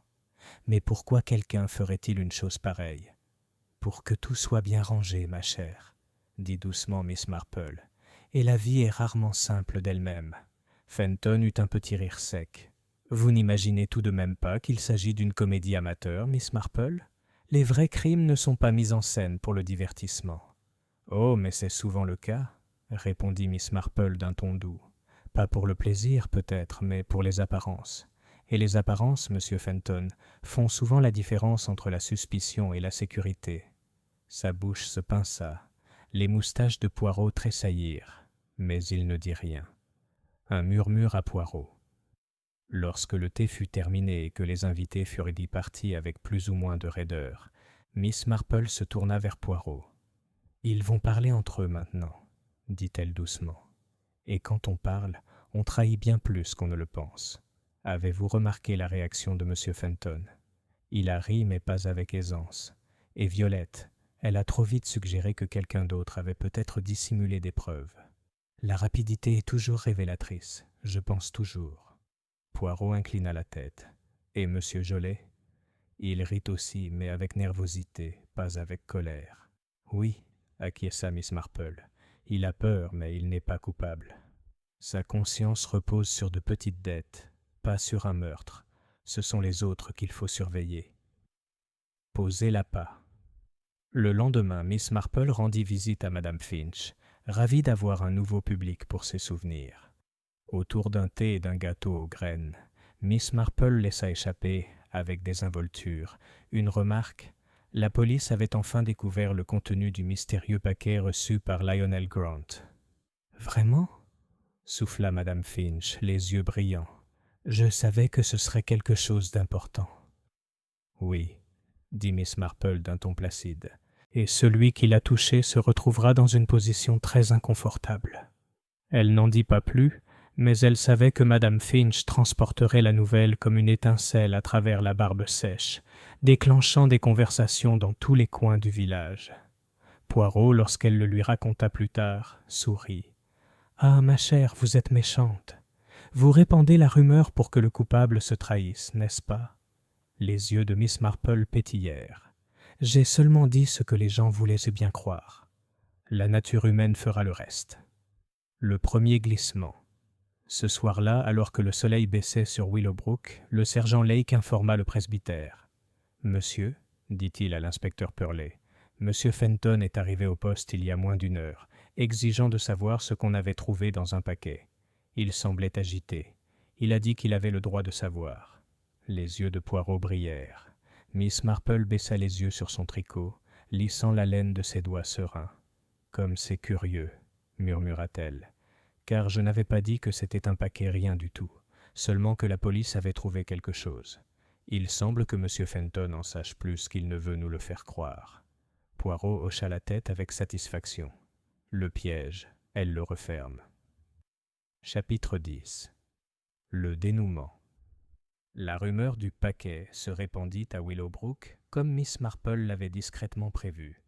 En un jour, tous les villageois étaient convaincus que la police avait découvert quelque chose d'accablant. Une lettre, des aveux, une liste secrète de noms. Personne ne savait quoi, mais chacun avait sa théorie.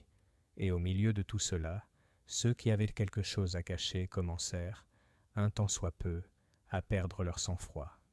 La réflexion de Poirot, marchant avec Miss Marple le long de l'étroite ruelle en direction de Rose Hill, leva ses mains immaculées. « Vous avez fait preuve de beaucoup de subtilité, ma chère, » dit-il avec admiration. « En suggérant l'existence d'un paquet, vous avez tiré le renard de son terrier. Voyez-vous comment M. Fenton se précipite à la police, exigeant des informations qu'il ne devrait pas soupçonner? C'est l'image même de la culpabilité. » Miss Marple secoua doucement la tête. « La culpabilité ou la peur, monsieur Poirot. Il est parfois difficile de distinguer l'une de l'autre. Et la peur, vous savez, est aussi un motif très puissant. » Il la regarda les yeux plissés. « Tu te doutes qu'il y a encore du nouveau à venir, hein? »« Bien sûr, » répondit Miss Marple sereinement. « Les choses ne sont jamais aussi simples qu'un coupable. Il reste des fils à démêler. » La détresse de Violette. Lorsqu'ils rendirent visite à Violette Denham cet après-midi-là, ils la trouvèrent pâle et agitée. Elle avoua aussitôt avoir entendu parler du paquet et être terrifiée. « Il a conservé des lettres de moi. »« Oh » murmura-t-elle. « Rien de méchant, juste des bêtises. De vieilles lettres de l'époque où je croyais en lui. Si on les retrouvait, si on les lisait, je ne relèverais plus jamais la tête. » Miss Marple posa doucement la main sur la sienne. « Ma chère, les lettres insensées ne sont pas un crime. Elles appartiennent à la jeunesse de presque tout le monde. Il est bien pire de vivre sans bonté que d'avoir aimé sans sagesse. » Violette fondit en larmes. « Je ne l'ai pas tué, je le jure. Mais je l'ai détesté cette nuit-là. Je détestais son regard, comme si j'étais la nourrice de sa vanité. Je l'ai laissé à la porte du cimetière. Après ça, je n'ai plus rien vu. » Poirot la regarda attentivement. « Et pourtant, mademoiselle, on vous a revue, près de l'allée des Roses, près de Radley. Vous portiez des gants. » Ses lèvres tremblaient. « Oui, j'étais revenu pour le supplier de parler au nom de mes élèves. Mais arrivé au bord de l'allée, il n'était plus là. J'ai vu une silhouette s'éloigner. Un homme, je crois. Puis je me suis précipité chez moi. » Les aiguilles de Miss Marple claquèrent doucement. « Alors, vous y étiez. Ça explique un peu, mais pas tout. » L'inquiétude du propriétaire. Plus tard, au Greenman, M. Joly était dans un état d'agitation nerveuse. « L'histoire de ce paquet a perturbé tout le monde, » murmura-t-il. « On dit qu'il contient des noms, des dettes, et même des secrets du comité de la fête. Mais je vais vous le dire franchement, si Lionel Grant tenait des listes, mon nom pourrait bien y figurer. Il me devait plus d'1 mois de pension à Londres. Je lui ai pardonné, mais si ma femme l'apprend, eh bien, ce ne sera pas agréable, Miss Marple. Poirot eut un léger sourire. Vous craignez donc la disgrâce, monsieur, et non la potence. C'est une distinction importante. Joly rougit mais ne dit rien. La colère de l'avocat. Ce soir-là, l'inspecteur Purley fit irruption au presbytère. « Maudit soit cet avocat !» explosa-t-il. « Il est entré dans mon bureau en menaçant de poursuites judiciaires si nous ne lui remettions pas le prétendu dossier. Il a prétendu représenter des clients importants. Je lui ai assuré que rien de tel n'avait été trouvé. Il est reparti en colère, marmonnant qu'il ne se laisserait pas berner. » Poirot et Miss Marple échangèrent un regard. Poirot murmura « Alors, on pique le nid de guêpe, et la guêpe montre son dard. » Miss Marple hocha la tête sereinement. « Oui, et les guêpes, cher inspecteur, sont plus dangereuses quand elles ont peur. » Une nouvelle preuve. Ce fut le sergent Lake qui apporta la révélation suivante. Il avait fouillé le chemin du moulin où la voiture de Radley avait été abandonnée. Dans la haie voisine, il trouva un bout de papier, taché par les intempéries mais lisible. C'était le coin déchiré d'une enveloppe, adressée de la main audacieuse de Lionel Grant. À Mademoiselle Violette Denham, Rose Hill Cottage. L'inspecteur frappa du poing sur la table. Voilà la preuve qu'il correspondait avec elle, la preuve qu'elle avait des raisons de le faire taire. Mais Miss Marple secoua la tête. Une preuve seulement qu'il lui a écrit, inspecteur. Pas de preuve de ce qu'il a écrit, ni de ce qu'elle en a fait. Il faut être très prudent et ne pas confondre preuve et conclusion. Poirot, soulevant délicatement le papier, murmura. Pourtant, cela montre que notre pianiste correspondait en secret. Et le secret est souvent le plus fatal des luxes. Les fils qui se dénouent. Ce soir-là, Miss Marple était assise dans son cottage, son tricot mis de côté. Elle repensait à tous les petits détails dans son esprit paisible. Un pianiste dont les mains tremblaient, accrochées à la fierté. Un agent qui a argumenté, mais qui n'a pas tué. Un maître d'école qui a vu quelque chose, et qui est mort pour cela. Une jeune femme avec de vieilles lettres et un cœur brisé.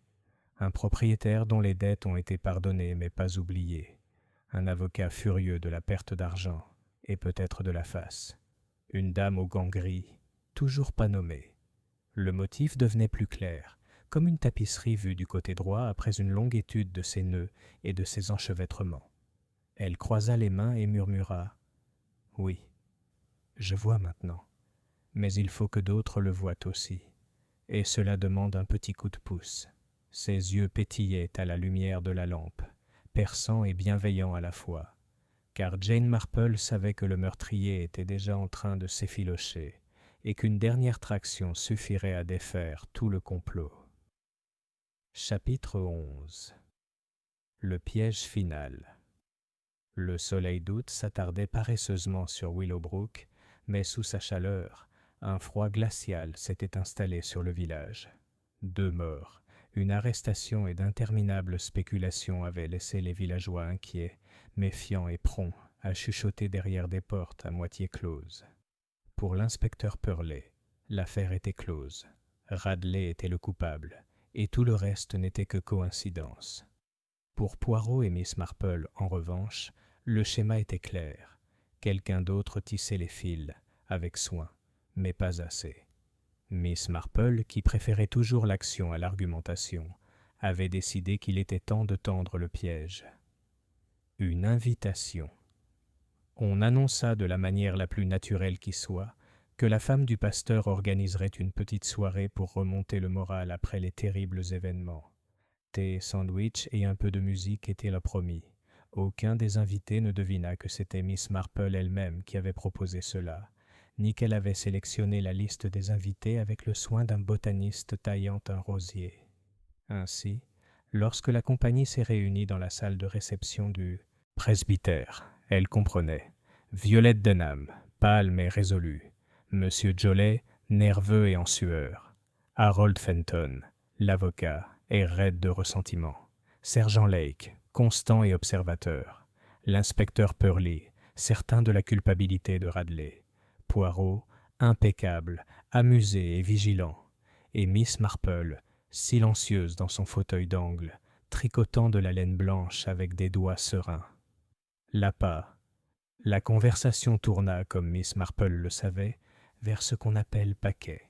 « Cela finira par éclater bien assez tôt, » observa-t-elle doucement, les yeux rivés sur son tricot. « Et quand cela arrivera, j'ose dire que cela nous surprendra tous. Les lettres sont si souvent gênantes pour ceux qui les ont écrites, ou pour ceux qui les ont reçues. » À ces mots, Violette Denham rougit profondément. Monsieur Jolet toussa dans son mouchoir. Mais ce fut Fenton qui rétorqua. Si une telle chose existe, elle appartient aux autorités compétentes, pas aux commères du village. Tout à fait, acquiesça sereinement Miss Marple. Mais voyez-vous, monsieur Fenton, les autorités ne le possèdent pas encore. On peut donc se demander qui le possède. Il y eut un silence. Les yeux de Poirot brillèrent.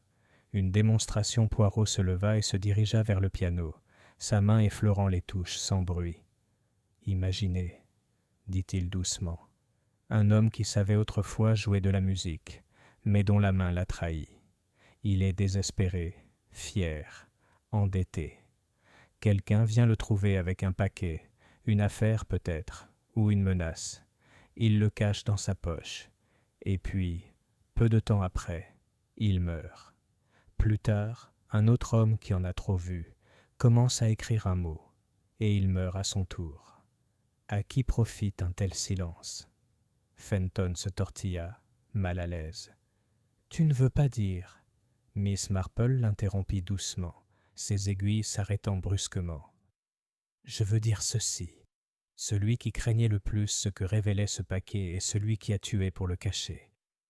Et nous savons déjà qui était le plus impatient de le posséder. » Ses yeux, doux mais perçants, se posèrent sur Fenton.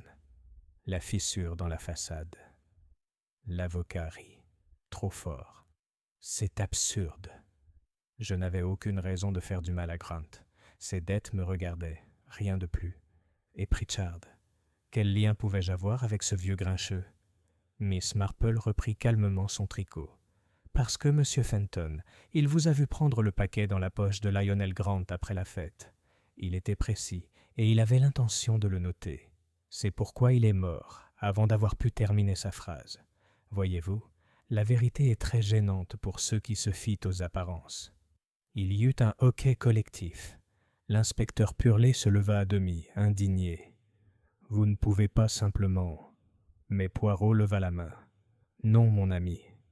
Écoutez, ce monsieur proteste trop. Son agitation le trahit. » Le moment de vérité. Le sergent Lake s'avança, calme mais ferme. « Monsieur Fenton, pourriez-vous vider vos poches, monsieur ?» L'espace d'un instant, la main de Fenton resta près de son manteau, et son visage pâlit. Puis, avec un soudain défi, il sortit un papier plié, froissé et taché. « Cela ne prouve rien, » dit-il durement. « Juste un mémorandum, un bout de papier sans valeur. » Poirot le prit avec délicatesse.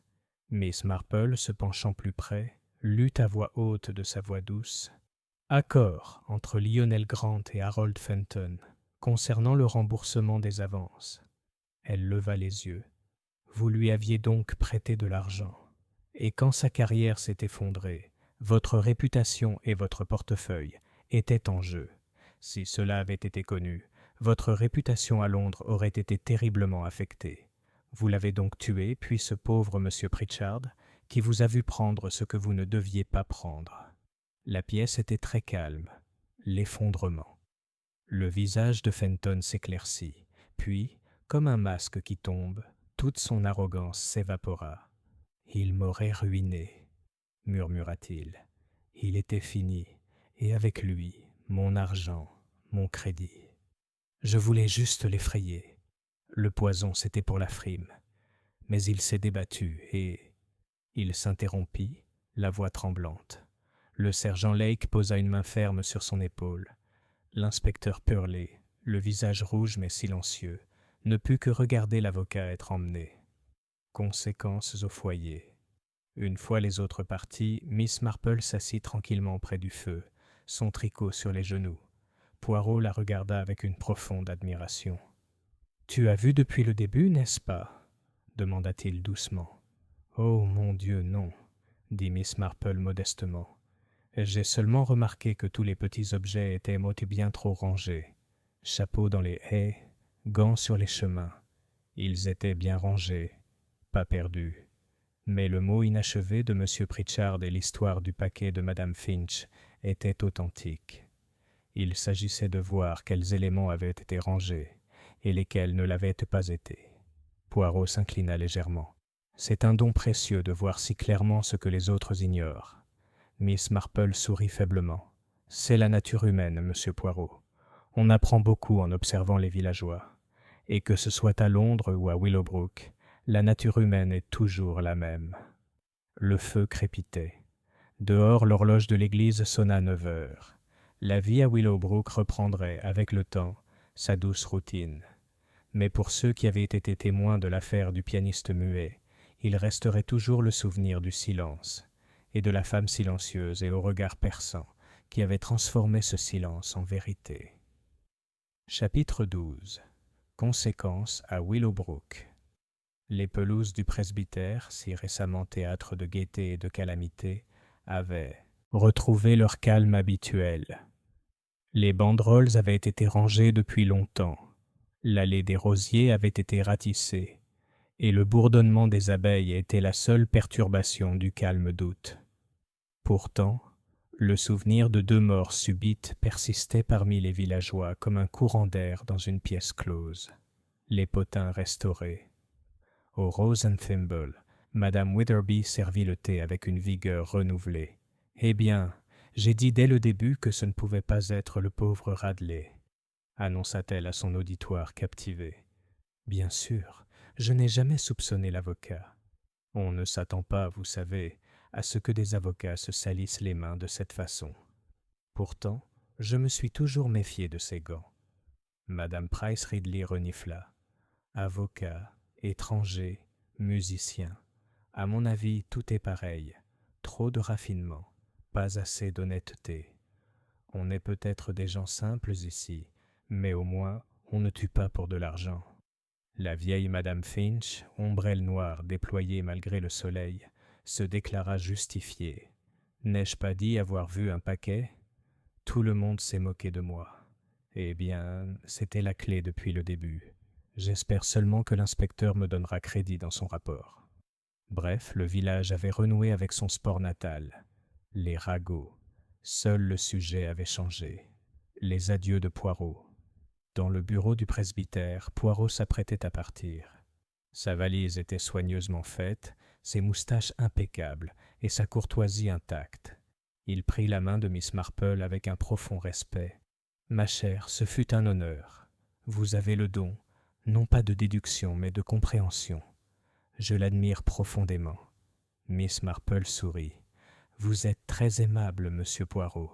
J'ai toujours pensé que vous discerniez les schémas avec brio, alors que je remarque simplement ce que font les gens quand ils pensent que personne ne les regarde. »« Ah, mais c'est l'essence même du crime et de la vie, » dit Poirot chaleureusement. « Puissions-nous nous revoir, si le destin le permet. » Et sur ce, le petit détective belge s'en alla, ne laissant derrière lui qu'une légère odeur de pommade pour cheveux et le souvenir d'yeux perçants qui ne manquait de rien.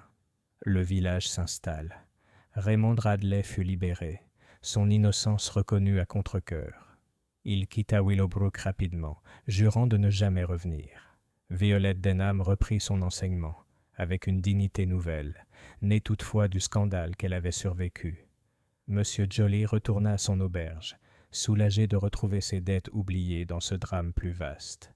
Quant à l'inspecteur Purley, il rédigea son rapport avec une lourdeur plus grande que d'habitude, car si justice avait été rendue, elle n'avait pas été rendue. Son la main qui le guidait. Le sergent Lake, cependant, prit note tranquillement de tout ce qu'il avait observé, reconnaissant de la leçon. Miss Marple réfléchit. Un soir, alors que l'air était frais et que les roses projetaient de longues ombres sur l'allée de gravier, Miss Marple était assise à la fenêtre de son cottage, son tricot sur les genoux. Elle songea, comme souvent, que la méchanceté n'était pas étrangère au village tranquille. L'orgueil, la peur, l'avidité, la jalousie, tous ces sentiments s'insinuaient dans le cœur des hommes et des femmes, qu'ils vivent dans de grandes villes ou de petites paroisses. Elle pensa à Lionel Grant, fier jusqu'au bout, son silence aussi éloquent que sa musique l'avait été autrefois. Elle pensa à Pritchard, précis et précis, anéanti par une vérité qu'il avait à moitié écrite. Et elle pensa aussi à Harold Fenton, dont l'ambition et la peur l'avaient poussé à 2 actes atroces. Miss Marple soupira doucement. « C'est toujours pareil, » murmura-t-elle. « La nature humaine est immuable. Il suffit d'observer attentivement et d'écouter, surtout quand tout semble silencieux. » Dehors, l'horloge de l'église sonna 9 heures. Le village de Willowbrook était redevenu paisible, ses ruelles silencieuses, ses fenêtres luisant doucement dans le crépuscule. Mais pour ceux qui avaient vécu l'étrange aventure du pianiste muet, le silence de ce soir-là porterait toujours un souvenir, celui des secrets, de la mort et de la vieille dame au regard perçant qui avait, une fois de plus, perçu la vérité. Chapitre 13. Écho dans le silence. Bien que Willowbrook ait retrouvé en apparence son calme habituel, les événements de cet été persistaient de façon étrange. Les villages, comme les gens, n'oublient pas facilement. Le passé est tissé dans les conversations quotidiennes, dans les murs des jardins, dans le silence qui précède la prononciation d'un nom. Le départ de Radley Raymond. Radley partit par le premier train après sa libération. Ses bagages étaient abîmés, son attitude provocatrice, mais son regard trahissait une lassitude que Miss Marple remarqua depuis le portail de son jardin. « Il ne reviendra pas, » dit-elle à Madame Clément, qui se tenait à ses côtés. « Les hommes comme M. Radley ne supportent pas qu'on leur rappelle la honte, même innocent. Il ira ailleurs et racontera une autre histoire. » Madame Clément soupira. « On ne peut s'empêcher de le plaindre. »« On peut toujours se sentir désolé, » répondit doucement Miss Marple, sans supposer que le chagrin et la confiance soient la même chose. Le nouveau départ de Violette Denham continuait d'enseigner à ses élèves à Rose Hill Cottage, mais une détermination nouvelle perçait dans sa voix lorsqu'elle leur donnait des exercices. La bêtise de sa jeunesse, consignée dans les lettres de Lionel Grant, avait été un fardeau cruel. Pourtant, paradoxalement, elle l'avait libéré. « Je ne regarderai plus en arrière, » dit-elle à Miss Marple, venue avec un pot de confiture. « Je l'ai aimé autrefois, mais ce n'était que vanité qu'il m'offrait en retour. J'ai mon travail, et cela me suffit. » Miss Marple hocha gentiment la tête. « Oui, ma chère.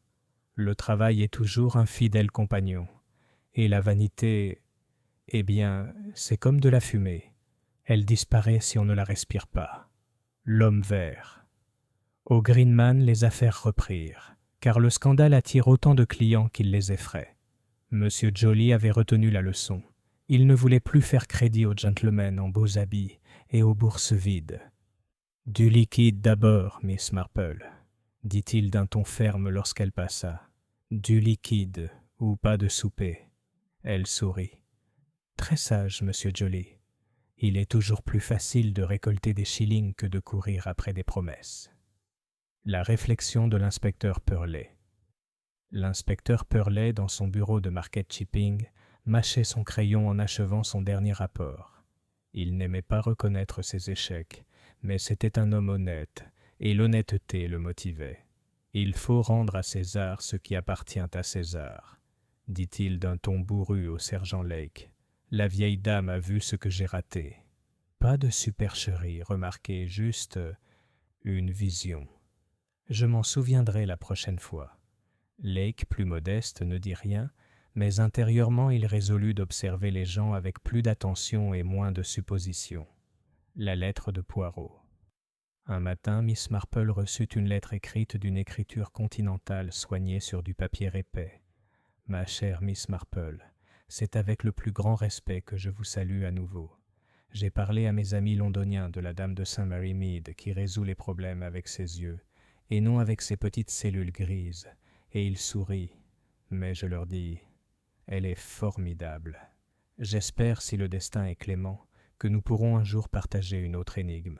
En attendant, je reste votre ami dévoué, Hercule Poirot. Miss Marple plia la lettre avec une satisfaction silencieuse. Un homme d'une grande courtoisie, pensa-t-elle. Mais je ne comprends pas pourquoi il me considère comme redoutable.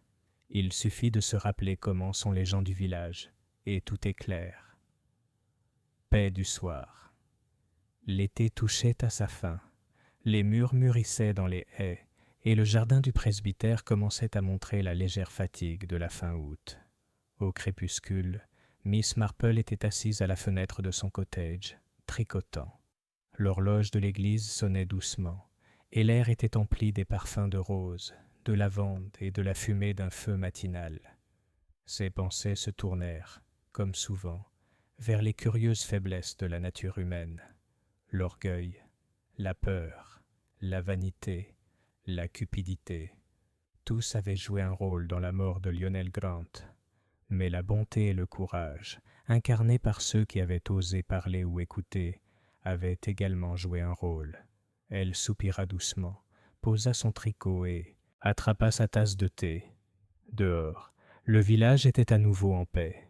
Pourtant, Miss Marple savait, comme toujours, que la paix n'était jamais permanente. La nature humaine se réveillerait, et lorsqu'elle le ferait, elle serait prête. Chapitre 14.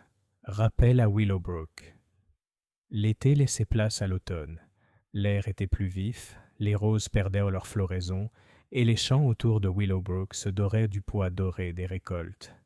Pourtant, le souvenir de cette étrange saison, où le silence au piano suscitait des rumeurs de meurtre, persistait dans le village tel un faible écho. Le dernier potin. Au bureau de poste, Miss Dimmock a dit à tous ceux qui s'arrêtaient assez longtemps qu'elle avait toujours. J'étais certaine que l'avocat était le coupable. On ne peut être trop prudent avec les Londoniens, déclara-t-elle en tapotant son pince-nez pour insister. Madame Price Ridley rappela cependant à tous qu'elle avait elle-même soupçonné Radley la première, ce qui prouvait que son instinct était bon. Madame Wetherby, qui ne se laisse jamais distancer, a déclaré avec satisfaction « Eh bien, j'ai toujours dit qu'il y avait plus que ça, et j'avais raison. » En bref, chaque villageois croyait que sa propre théorie était la plus vraie. Seule Miss Marple, écoutant avec bienveillance, n'apporta aucune correction. Elle savait trop bien combien les gens étaient attachés à leur petit triomphe. Poirot en mémoire. Bien que Poirot fût parti depuis longtemps, sa présence persistait.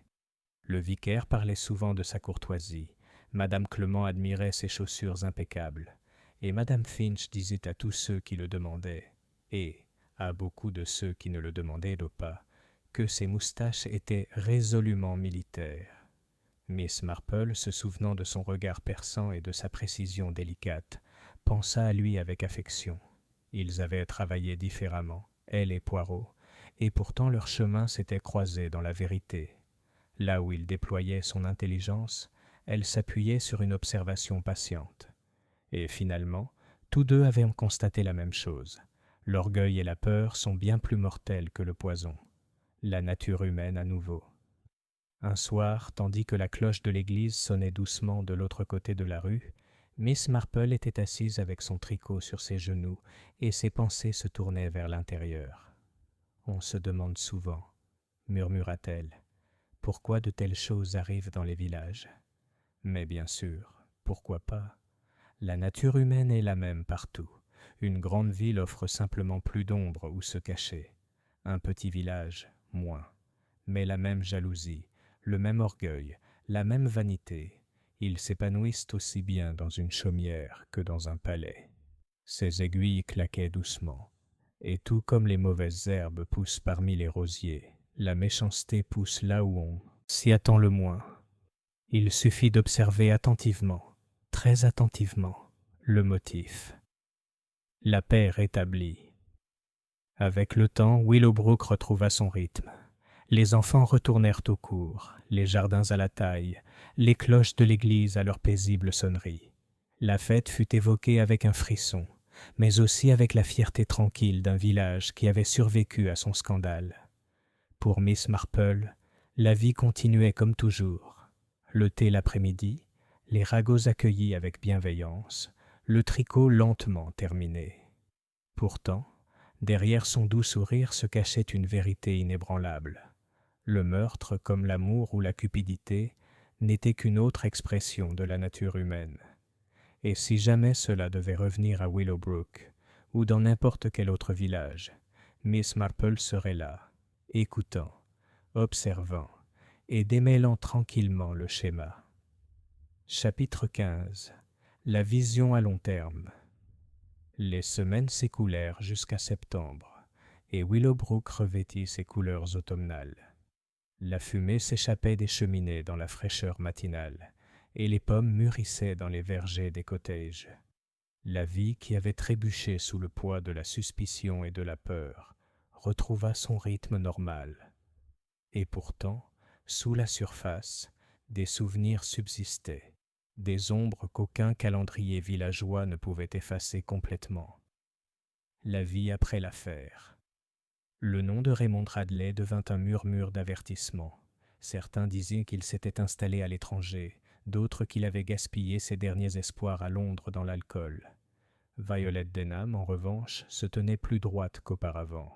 Ses élèves parlaient de sa fermeté, et ses parents approuvaient la dignité avec laquelle elle avait supporté le scandale. L'homme vert prospérait, son propriétaire plus prudent que jamais. L'inspecteur Purley restait brusque et fiable, quoique plus calme lorsqu'il parlait de affaires bien ficelées, et le sergent Lake se tenait avec la confiance inébranlable d'un homme qui avait appris quelque chose d'important à retenir. Les réflexions de Miss Marple.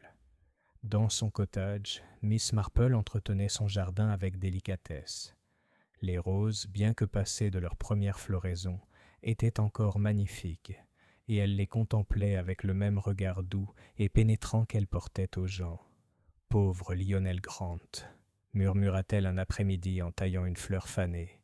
Il ne pouvait plus jouer de musique, mais il ne pouvait pas se défaire de son orgueil. C'est une combinaison dangereuse. L'orgueil aveugle plus sûrement que n'importe quel poison. Elle pensait aussi à M. Pritchard, mort pour son crime de précision.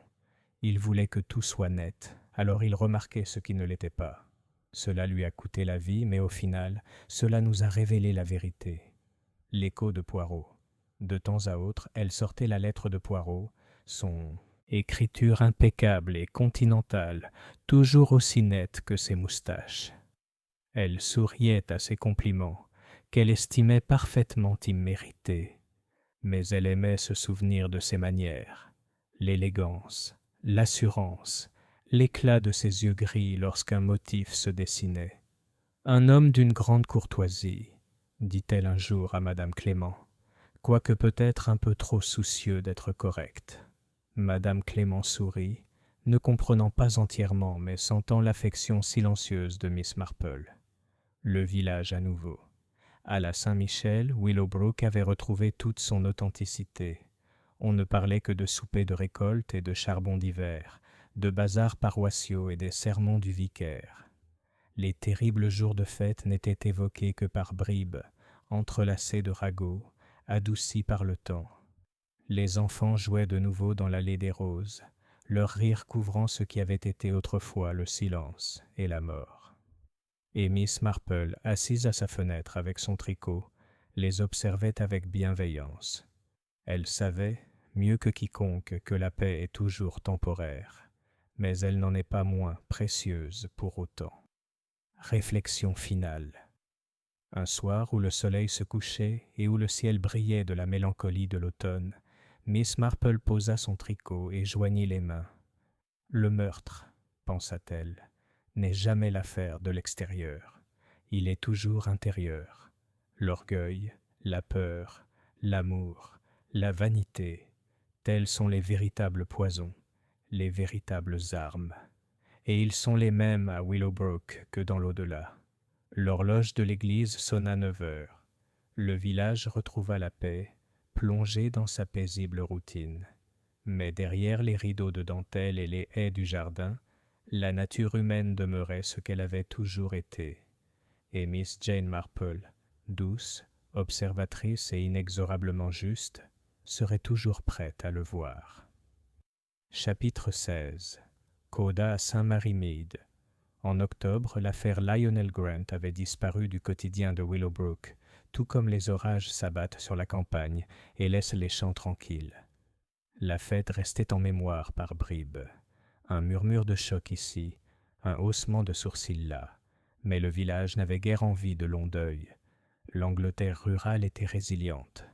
La vie quotidienne, les petits triomphes comme les petites mesquineries, continuaient. Fils noué.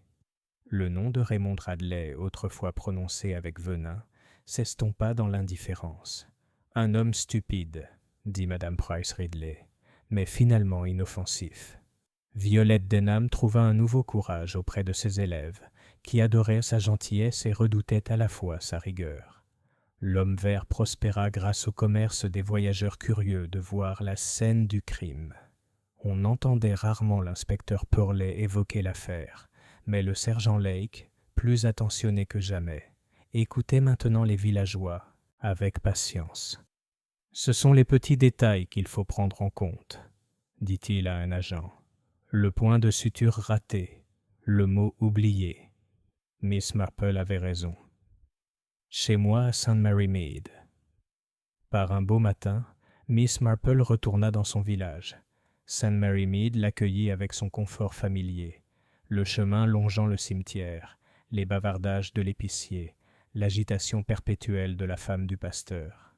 On aurait dit que Willowbrook avait été un rêve, sauf que son petit panier contenait une lettre, soigneusement pliée, de l'écriture élégante de Poirot. Assise près de son foyer, elle réfléchissait à ce qui s'était passé. « Le pianiste n'a joué aucune note, » murmura-t-elle, « mais d'autres ont joué leur rôle. L'avidité, l'orgueil, la vanité et la peur. Pauvre M. Pritchard, pauvre Lionel Grant, et M. Fenton, anéanti par le silence même qu'il cherchait à imposer. » Ses aiguilles reprirent leur cliquetis régulier. C'est toujours pareil. Il suffit de chercher l'ordinaire, et là se cache l'extraordinaire. Un visiteur. Cet après-midi-là, Madame Bantry est venue lui rendre visite. « Ma chère Jane, » dit-elle, « vous doit parler-moi de Willowbrook. C'est une véritable sensation. Poison, avocat, détectives étrangers, vous vivez une vie passionnante. » Miss Marple sourit faiblement. « Pas passionnant, ma chère, seulement instructif. La nature humaine est une étude des plus fascinantes, et on peut l'observer aussi bien dans un salon de thé que dans une salle d'audience. » Madame Bantry rit, peu convaincue, et exigea toute l'histoire depuis le début. Le rideau tombe. À la tombée de la nuit, Miss Marple rapprocha son châle et écouta la cloche de l'église Sainte-Marie-Mead. Une autre affaire était conclue, un autre schéma percé à jour.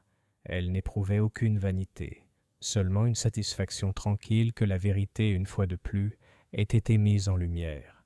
Le monde extérieur pourrait appeler cela de l'intelligence, mais pour Jane Marple, ce n'était rien de plus que de remarquer ce que les gens sont, et seront toujours. La bouilloire siffla. Elle se leva pour verser le thé, souriant doucement.